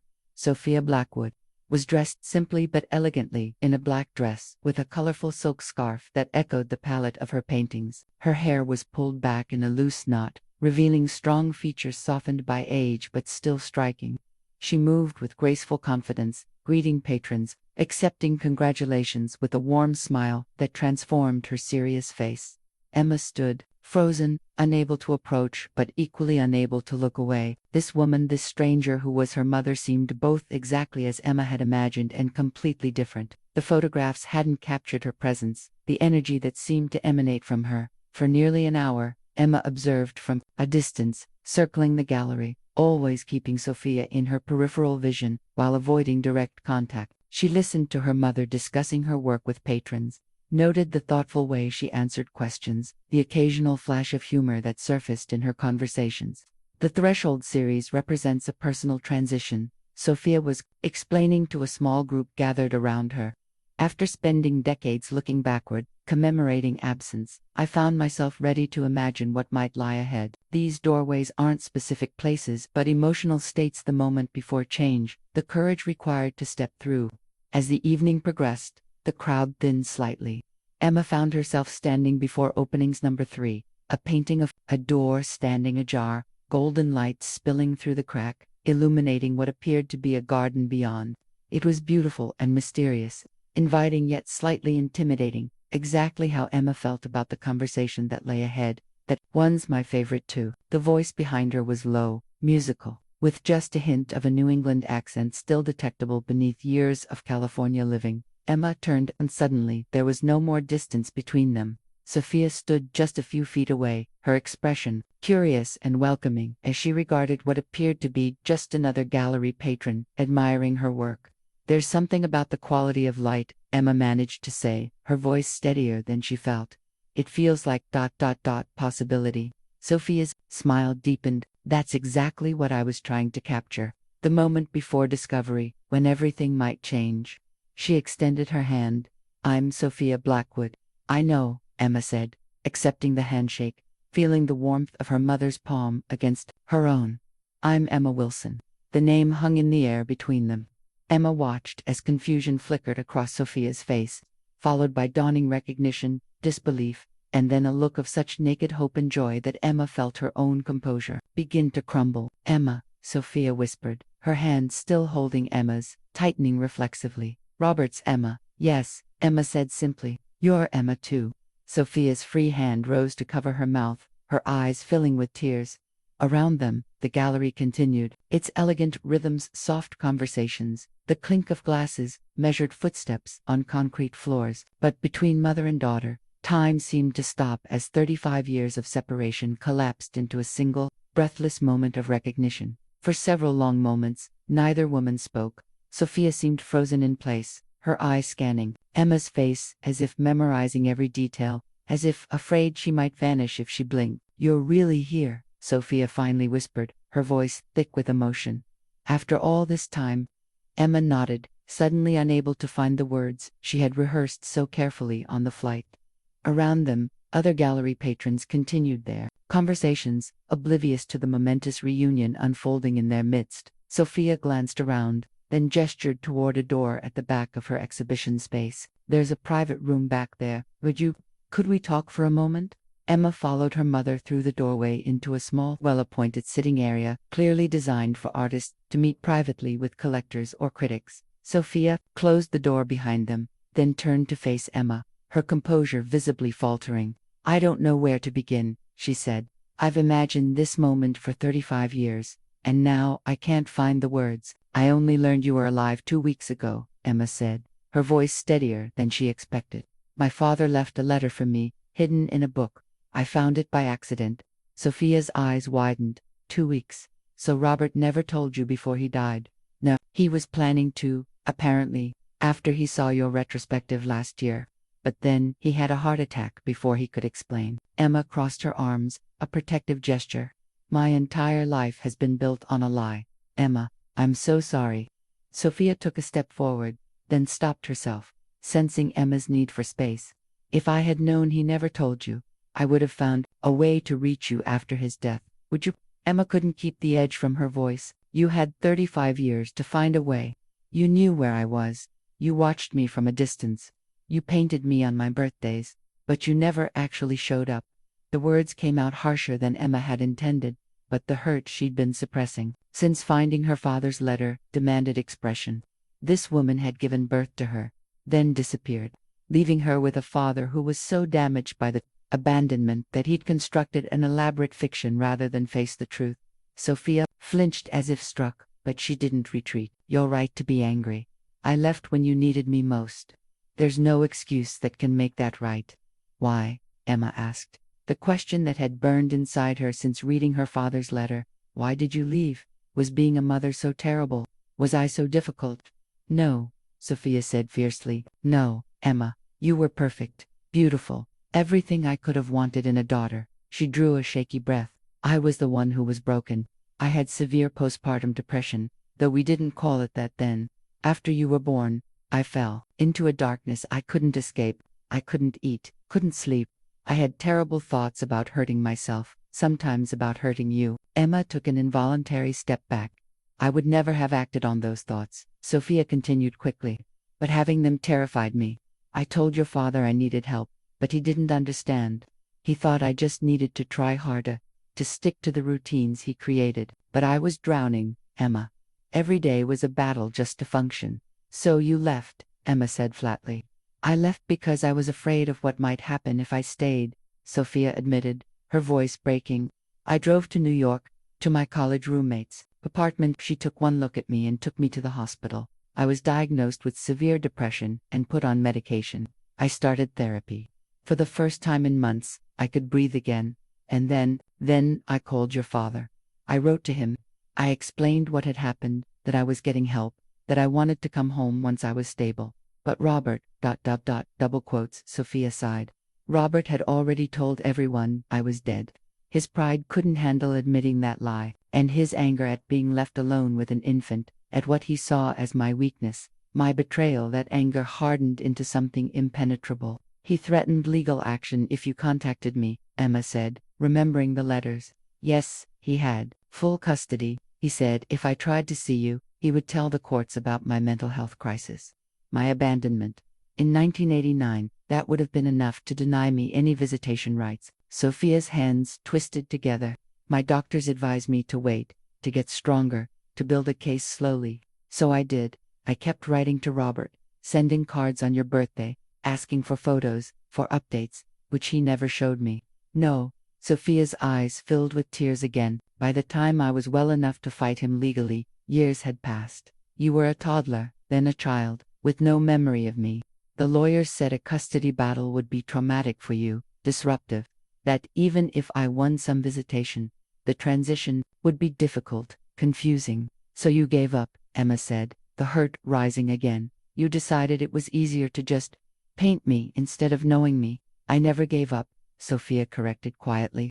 I made what I believed was the least selfish choice, forcing my way back into your life after years of absence, potentially turning your world upside down. That seemed like putting my needs above yours. That wasn't your decision to make, Emma said sharply. You and my father both decided what was best for me, without ever considering that I might have wanted to know my mother, whatever the complications. You're right, Sophia admitted. We both made choices for you that we had no right to make.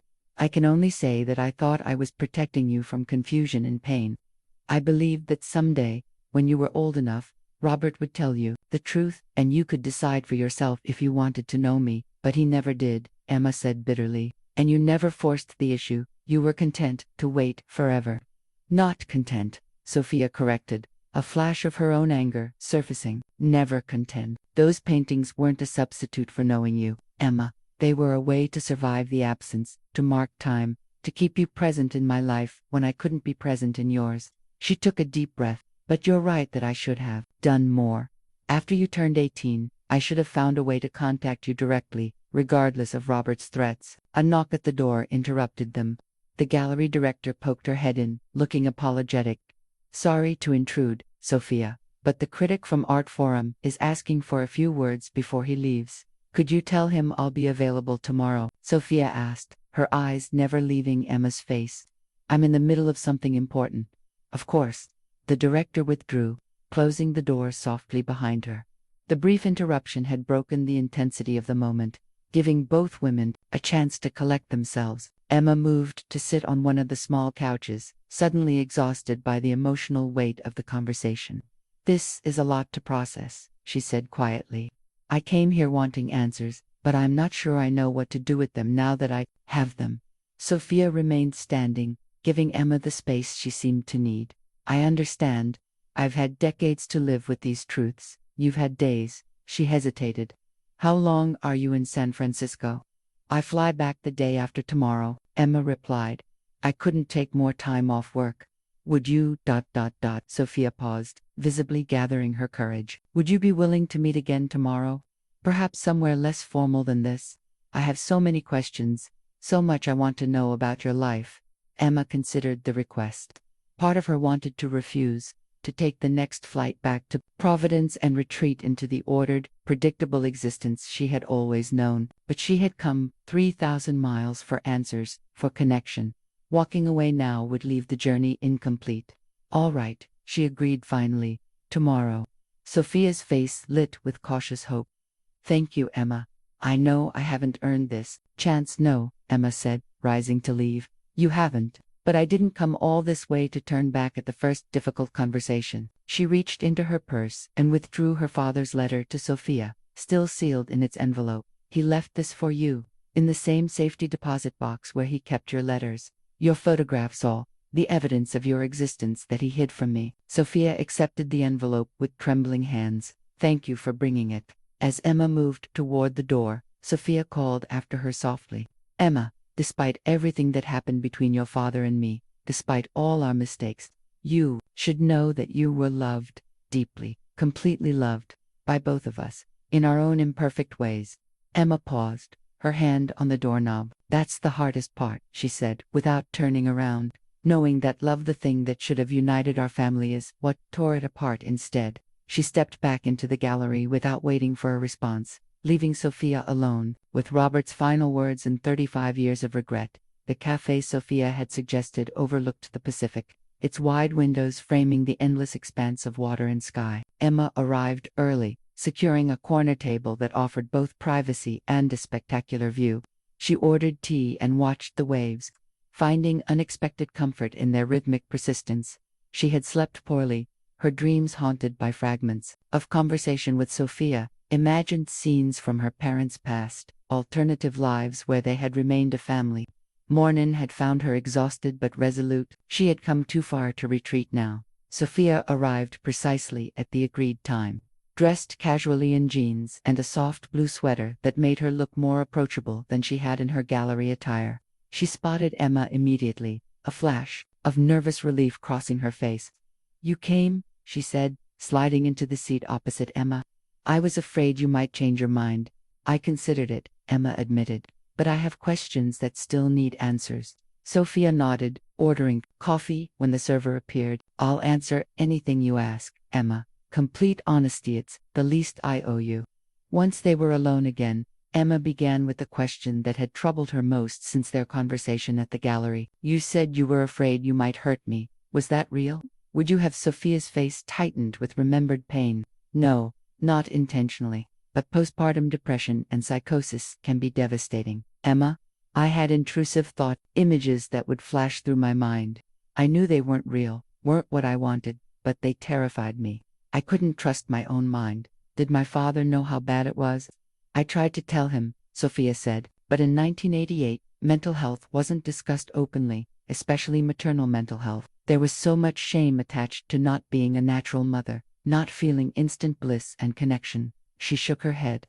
"Robert was raised in a family where emotions were private, problems were solved through discipline and routine. He couldn't understand what was happening to me, so he tried to fix it with schedules," Emma said, remembering Theodore's account. "Yes, he created elaborate feeding and napping schedules, cleaning routines, even mapped out when I should try to paint or rest. He meant well, Emma. He thought structure would help me find my footing."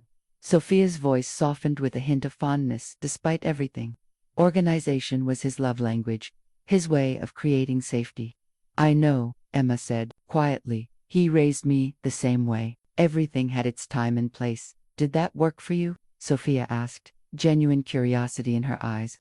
"Were you happy with that kind of structure?" Emma considered the question. "It was comfortable, predictable. I never questioned it until recently." She stirred her tea. "I'm a librarian, you know. Everything in order, properly categorized." A smile touched Sophia's lips. "Like your father." "Yes, though I work in the public library system, not academia. I like the community aspect, the diversity of patrons." "That sounds more like me," Sophia observed. "I always needed connection, community. Your father was content with his books, his research. I needed people, movement, change." She paused. "I've wondered for years what parts of each of us you inherited. Nature versus nurture," Emma mused. "I'll never know how different I might have been with both of you in my life." Sophia nodded, acknowledging the loss. "When I left," she continued, returning to Emma's original question, "I truly believed I would get help and come back. I never intended it to be permanent." "What happened when you tried to return?" "By the time I was stable enough, about 4 months later, Robert had already created his narrative. He told everyone I had died. His parents, his colleagues, his friends. He even held a small memorial service." "That seems extreme," Emma said, frowning. "It was, but I think the abandonment broke something in him, Emma. His worst fear had always been being left, being alone. His mother was distant, his father stern. When I walked out, it confirmed everything he had always feared about love, that it was unreliable, temporary. So he erased you completely," Emma said, "and created a fiction he could control." "Yes, when I called him, told him I was better, asked to come home, He was cold, said it was too late, that you were adjusting well, that introducing confusion into your life would be selfish. Sophia's hands tightened around her coffee cup. I begged, I reasoned, I threatened legal action. That's when he told me he would use my abandonment and mental health crisis against me in court. Would he have won? Emma asked. In 1989, almost certainly, a mother who had abandoned her child, who had been hospitalized for depression courts, would have seen me as unstable, unfit. Sophia sighed. My doctors advised me to wait, to document my recovery, to build a relationship slowly. So I kept writing, kept calling, kept sending gifts on your birthday, which he kept from me. Emma said, yes, though I didn't know that at first. I thought he was sharing them with you, telling you they were from a relative or family friend. It wasn't until you were about 4 that I realized he was intercepting everything. How did you find out? I came to Providence. I thought if I could just see you, maybe take you to the park while Robert was at work, but he caught me watching your preschool from my car. Sophia's expression darkened.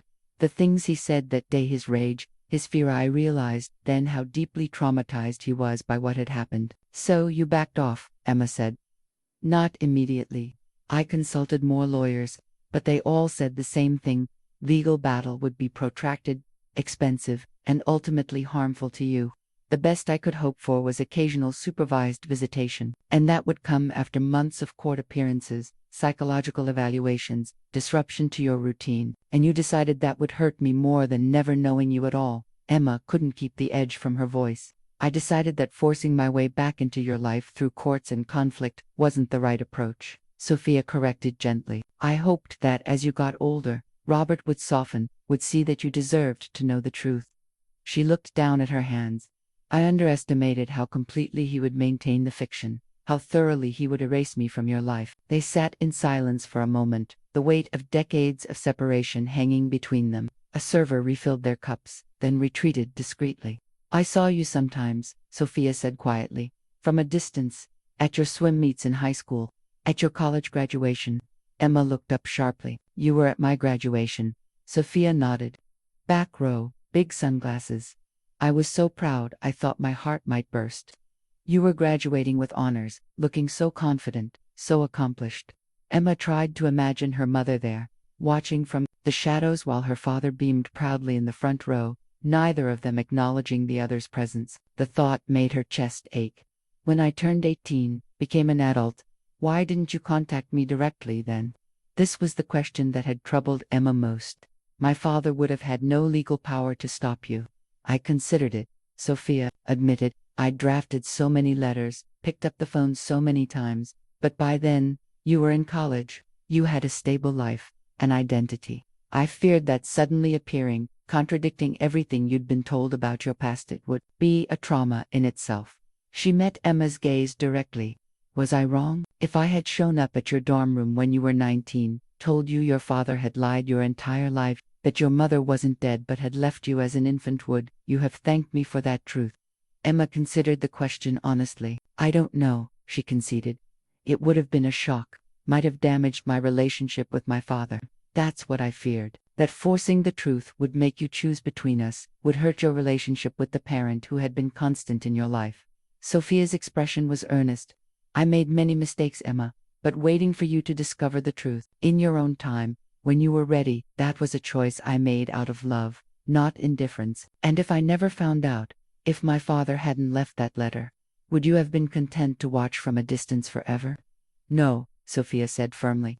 After your father contacted me last year, told me about his diagnosis and his plan to tell you everything, I believed the waiting was finally ending. When he died suddenly, before he could tell you, I gave him time, 6 months, to see if he had left some message, some explanation. Then I began planning how to approach you myself. She smiled sadly. You found his letter before I had to make that decision. He was going to tell me, Emma said, more to herself than to Sophia. After seeing your retrospective, the 30 paintings, yes, he came to the opening. We spoke briefly, our first civil conversation in decades. He looked older, tired, but seeing all 30 paintings together, the visual chronicle of what his deception had cost both of you, as something shifted for him. Sophia reached into her bag and withdrew an envelope, the one Emma had given her the night before.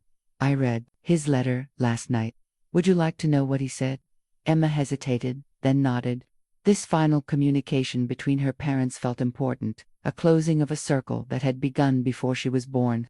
He apologized, Sophia said simply, for letting his fear and pain dictate his actions, for denying you the chance to know me, for maintaining a lie that grew heavier with each passing year. She blinked back tears. He said he was dying, that he had perhaps 6 months, and that his final act would be to tell you the truth, to give you my contact information, to step aside and let you decide whether to reach out. But he died before he could, Emma said. Yes. A cruel twist of fate. Sophia looked out at the ocean, her profile etched against the bright blue sky. Robert and I failed you, Emma, in different ways, but with equal impact. We let our fears, our pain, our brokenness shape your life without your knowledge or consent. I will spend the rest of my days regretting that. What do you want now? Emma asked. From me, from this relationship. Sophia turned back to her eyes, clear and direct. Whatever you're willing to give, a chance to know you, to hear about your life, your work, your dreams, to answer your questions, to be present in whatever way feels right to you, whether that's regular contact or occasional emails or nothing at all. She smiled gently. I've learned patience, Emma. I can wait while you decide what you need. Emma studied her mother's face that had been hidden from her for 35 years, yet was somehow familiar in its contours, in the expressions that mirrored her own. She thought of the empty space in her life where maternal love should have been, the decades of missing pieces, the careful fiction her father had constructed and maintained until his death. I don't know what comes next, she said honestly. This is all still so new, so overwhelming. Of course, Sophia agreed. There's no rush, no pressure. We have time now. Yes, Emma said, realizing with a start that it was true. After 35 years of separation, time was finally on their side. I think we do. My studio is just a few blocks from here, Sophia said as they left the cafe, the afternoon sun warming the air despite the breeze off the Pacific. Would you like to see it? Emma hesitated. She had already spent hours with this woman who was both stranger and mother, excavating painful truths, building tentative connections. Part of her wanted to retreat to her hotel room, to process everything she had learned, but another part, the part that had flown across the country seeking answers, needed to see the space where her mother created the art that had sustained their connection across decades of separation. Yes, she decided, I'd like that. They walked in companionable silence through streets lined with colorful Victorian houses and small, eclectic storefronts. Sophia occasionally pointed out landmarks, a favorite bookstore, a cafe where she sketched on Sunday mornings, a park where she walked her dog. Where is your dog today? Emma asked, remembering the white terrier from Instagram photos. With my neighbor. Pickle doesn't do well alone for long stretches. Sophia smiled. He's getting older now, prefers his routine, rather like me. The studio occupied the top floor of a converted industrial building, accessible via a freight elevator with rattling metal gates. As they rode up, Emma noticed Sophia's nervous energies, smoothing her hair, adjusting her scarf, glancing at Emma, as if to gauge her reaction. I don't bring many people here, Sophia explained as she unlocked the heavy sliding door.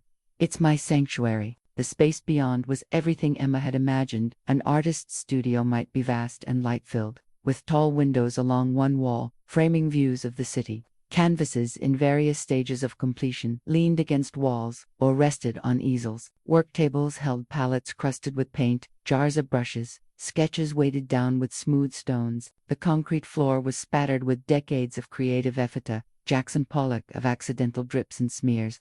It's amazing, Emma said, turning slowly to take it all in. How long have you been here? 20 years. When I first moved to San Francisco, I had a much smaller space. But as my work started selling, I was able to upgrade. Sophia gestured to a kettle in a small kitchenette area. Tea, or there's wine if you prefer. Tea is fine, Emma said, still exploring the studio with her eyes. Along one wall were shelves filled with art books, reference materials, sketchbooks, labeled by year. Another wall displayed framed exhibition announcements, reviews, photographs of installations, but it was the back wall that drew Emma's attention. A space partially concealed by a folding screen. Behind it, she glimpsed edges of canvases, dozens of them, carefully stacked and sorted. Sophia noticed her interest as she returned with 2 mugs of tea. Those are the birthday paintings, she said quietly. The originals. I've sold prints and shown them in exhibitions, but I've never been able to part with the originals. May I? Emma asked, gesturing toward the screen. Sophia nodded, setting down the mugs. Of course. Emma moved the screen aside to reveal what could only be described as a shrine to absence. 35 canvases arranged chronologically, each labeled with the year and Emma's age. The progression was striking, from the dark, chaotic paintings of the early years to the more structured, hopeful works of recent times. In each, as Margaret had described, was a small figure representing Emma at that age: a toddler, a child, a teenager, a young woman, always rendered with care but always distant, elusive. These are so ... double quotes. Emma struggled to find the right word. Intimate, impersonal. They were my way of mothering when I couldn't mother, Sophia said, standing slightly apart, giving Emma space to absorb the collection. Every year on your birthday, I would sit with what I knew about you, the glimpses I'd had, the things your father occasionally mentioned in his curt responses to my letters, what I could imagine about your development, and I would paint. It became a ritual, a way to mark time and growth. Emma noticed a shelf beneath the paintings, holding what appeared to be a collection of journals. And these letters I wrote to you but never sent, one on each birthday, plus others when something significant happened: when you won your first swimming medal, when you graduated high school, when you got your library science degree. Sophia's voice was soft, heavy with emotion. Things I would have said if I could have been there. Emma touched one of the journals gently, overwhelmed by the tangible evidence of her mother's enduring connection to her, despite their separation. May I read one? They're yours, Sophia said simply. All of them. Whenever you're ready. As Emma opened one of the journals at random, Sophia moved to another part of the studio, giving her privacy. The entry was dated May 12, 2010. Emma's 23rd birthday. My dearest Emma, 23 today. A college graduate now, starting your first professional job at the Providence Public Library. I stood at the back of the ceremony, watched you accept your diploma with such quiet dignity. You looked so much like your father in that moment: serious, composed, eyes focused ahead. I wonder if you love libraries for the same reasons he does: the order, the quiet, the sense of time suspended. Or perhaps you love them for different reasons altogether. There's so much I don't know about you, so many questions I can't ask. I painted you today surrounded by books, a young woman at the threshold of her professional life. In my painting, you're looking up from a volume, your expression thoughtful, as if considering possibilities. I hope that's true of your real life too, that you feel the world opening before you, full of promise. I saw a photo of you in the university paper last month. You were organizing a literacy program for underserved communities. My heart nearly burst with pride. Whatever Robert's flaws in keeping us apart, he raised a daughter with compassion, with purpose. For that, I will always be grateful to him. Until next year, my darling girl, know that somewhere, your mother is thinking of you, celebrating you, loving you from afar. Always. Mama closed the journal, tears blurring her vision. She had been so thoroughly convinced of her mother's death that she had never felt the absence of maternal love as a specific pain. But reading these words, knowing that Sophia had been watching, caring, recording, awakened a grief she hadn't known was there, for the relationship they might have had. She turned to find Sophia at a work table across the studio, pretending to sort brushes, but clearly giving her emotional space. Beyond her, through an open door, Emma glimpsed what appeared to be another room. Moving in that direction, she discovered a small sitting area with a daybed, bookshelves, and a desk. But what caught her attention were the photographs covering one wall, dozens of them, carefully framed and arranged. Emma recognized herself in every image: school photos she didn't know had been taken, snapshots at swim meets, a candid shot of her studying under a tree on the university quad, her standing outside the Providence Public Library on what must have been her first day of work, looking nervous but determined. How? She began, unable to complete the question. Sophia had followed her into the room. Some I took myself, from a distance. Others I had help with. James from the bookstore has a nephew who went to your high school. He would share the yearbook photos. Your swim coach was an old friend of Theodore's. He would send programs from meets with team photos. Catherine sent a few after Robert died. Catherine, Emma echoed. You kept in touch with my aunt, very sporadically. Robert forbade his family from contacting me, but after your grandparents died, Catherine would occasionally send a note, a clipping, a photo. Sophia gestured to a formal portrait of Emma in her graduation gown. She sent that one, said she, had gone to your graduation but stayed in the back, afraid Robert would be angry if he saw her. So many people watching from the shadows, Emma murmured. A whole network of connections I never knew existed. All of us bound by our love for you, Sophia said, and by the walls your father built to protect you, walls that became a prison for all of us. Emma noticed a small wrapped gift on the desk, tied with blue ribbon. Seeing her gaze, Sophia said, "Your birthday is next month. I already have your gifts," she smiled sadly. "Old habits." 36, Emma said, suddenly aware of the weight of time.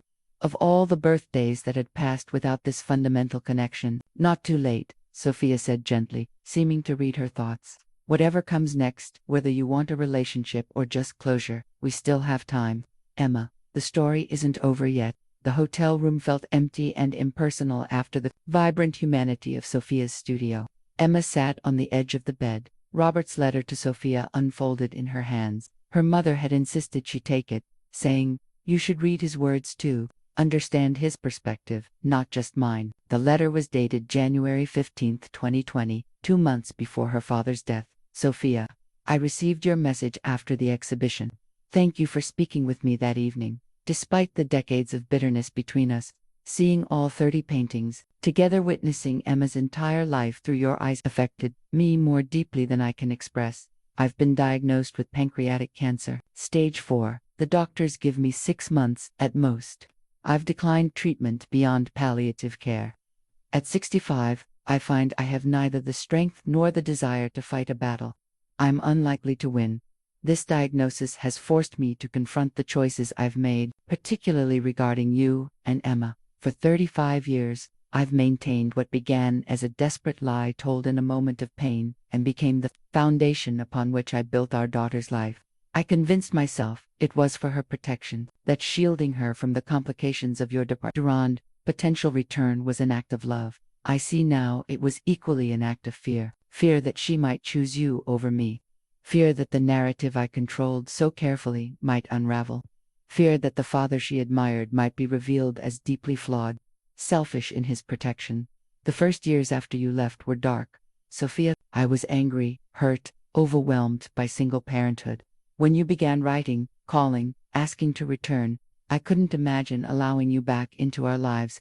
The woman who had walked away from her infant daughter seemed, to me, fundamentally untrustworthy. My parents had raised me to believe that responsibility and duty were sacred.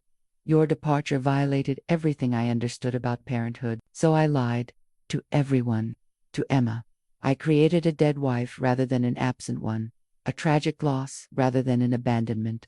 And once that lie was told, acknowledged with condolences and casseroles, supported by a memorial service, how could I ever take it back? When you got better, sought visitation, I panicked. The story I had created left no room for your resurrection. To tell Emma the truth then would have meant admitting my deception, risking her trust in me as the one parent who had remained constant. I told myself I was protecting her from confusion, from the pain of having a mother who might come and go, whose mental health remained uncertain. But I was equally protecting myself from her anger, her disappointment, her potential rejection, that as she grew older, the lie became harder to maintain but also harder to correct. How do you tell a teenager, a college student, that her entire understanding of her family history was fiction, that her mother wasn't dead but had been writing, calling, sending gifts that I had intercepted, that the woman watching from a distance at her swim meets wasn't a stranger but her mother? Each year that passed made the truth more impossible to share. The lie calcified, became our reality. I watched Emma grow into a serious, orderly young woman, so much like me in her love of books and systems, yet with flashes of your creativity, your empathy, your quiet rebellion against convention. Seeing your exhibition 30 years of birthdays, 30 paintings tracking our daughter's growth through your imagination, I finally understood the magnitude of what I had done. Not just to Emma, who has been denied your presence in her life, but to you, a mother separated from her child not just by her own illness, but by my unyielding anger, my refusal to allow for redemption, for change, for healing. I am writing to tell you that I plan to tell Emma everything before I die. The complete truth, without excuses or justifications. I will give her your contact information and step aside, allowing her to decide for herself whether to reach out to you. It's decades too late, but it's the only amends I can make now. I don't ask for your forgiveness, Sophia. This deception for a lifetime, keeping mother and daughter apart, out of my own fear and pride's likely unforgivable. But I hope that whatever relationship you and Emma may build in my absence brings you both some measure of peace, of connection, of the love that should have been yours to share all along. There's a certain irony in the fact that my death will be real while yours was fiction. Perhaps in that reality, there is room for a new beginning between you and our daughter. Robertima set the letter aside, tears streaming down her face. Her father's words, his admission of fear and pride, his recognition of the damage his deception had caused, his desire to make amends before his death, complicated her understanding of the man who had raised her. The father she had known had been steady, reliable, honest to a fault. Learning that he had maintained such a significant lie for her entire life had shaken her foundation, made her question everything she thought she knew about him. But this letter revealed the human complexity beneath the careful facade: fear of losing his daughter's love, the pride that prevented him from admitting his mistake, the gradual calcification of a lie that became too massive to dismantle. She could see now how it had happened, step by painful step.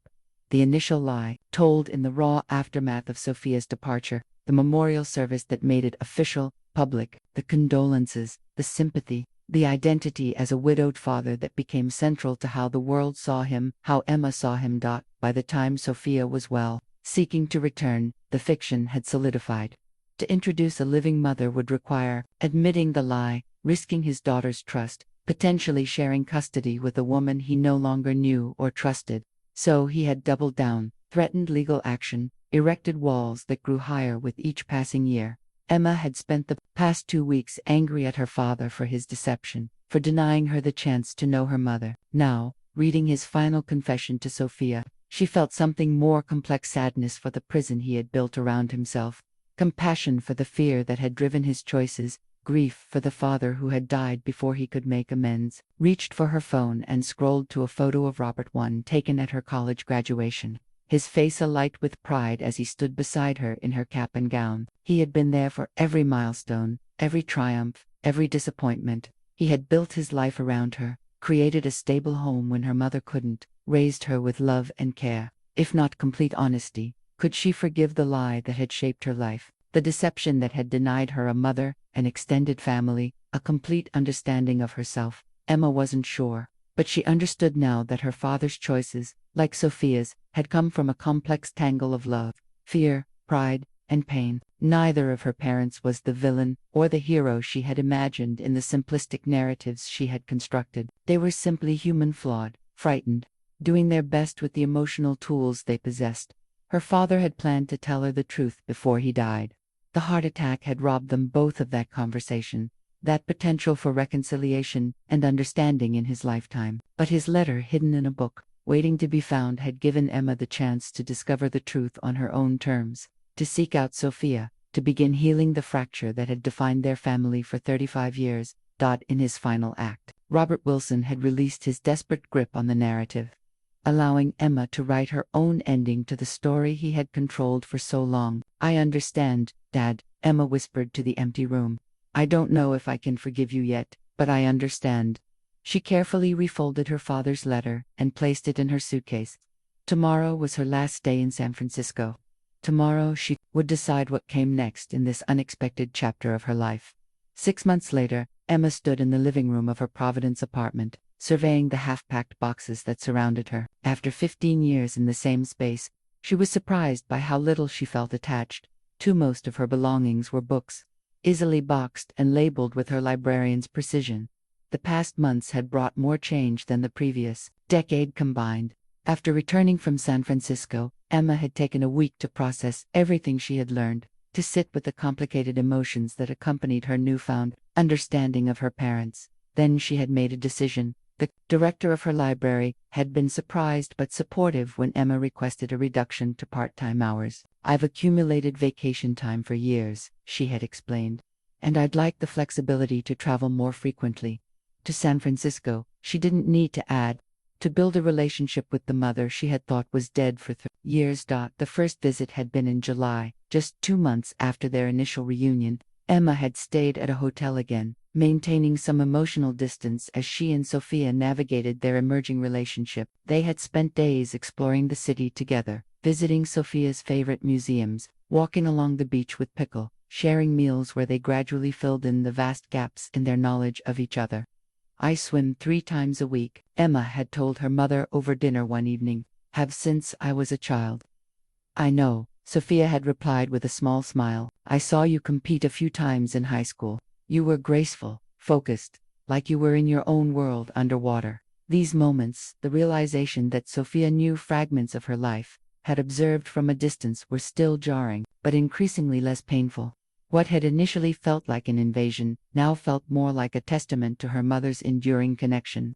Her refusal to disappear completely even when the barriers seemed insurmountable. August had brought Sophia to Providence, her first visit in over 20 years. Together, they had visited Robert's grave, a moment of silent reckoning with the man whose choices had shaped both their lives so profoundly. "Despite everything," Sophia had said quietly, as they stood before the simple headstone, "he gave you stability, consistency.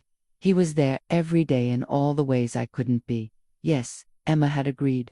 "And he kept you from me in all the ways he shouldn't have." Neither condemnation nor absolution, just acknowledgement of the complex truth of who Robert Wilson had been, the father who had loved his daughter enough to raise her alone, but not enough to allow her the autonomy to know her mother. That visit, Sophia had stayed at Catherine's Husa reunion, a former citizen-in-law, who had been separated by Robert's ultimatums.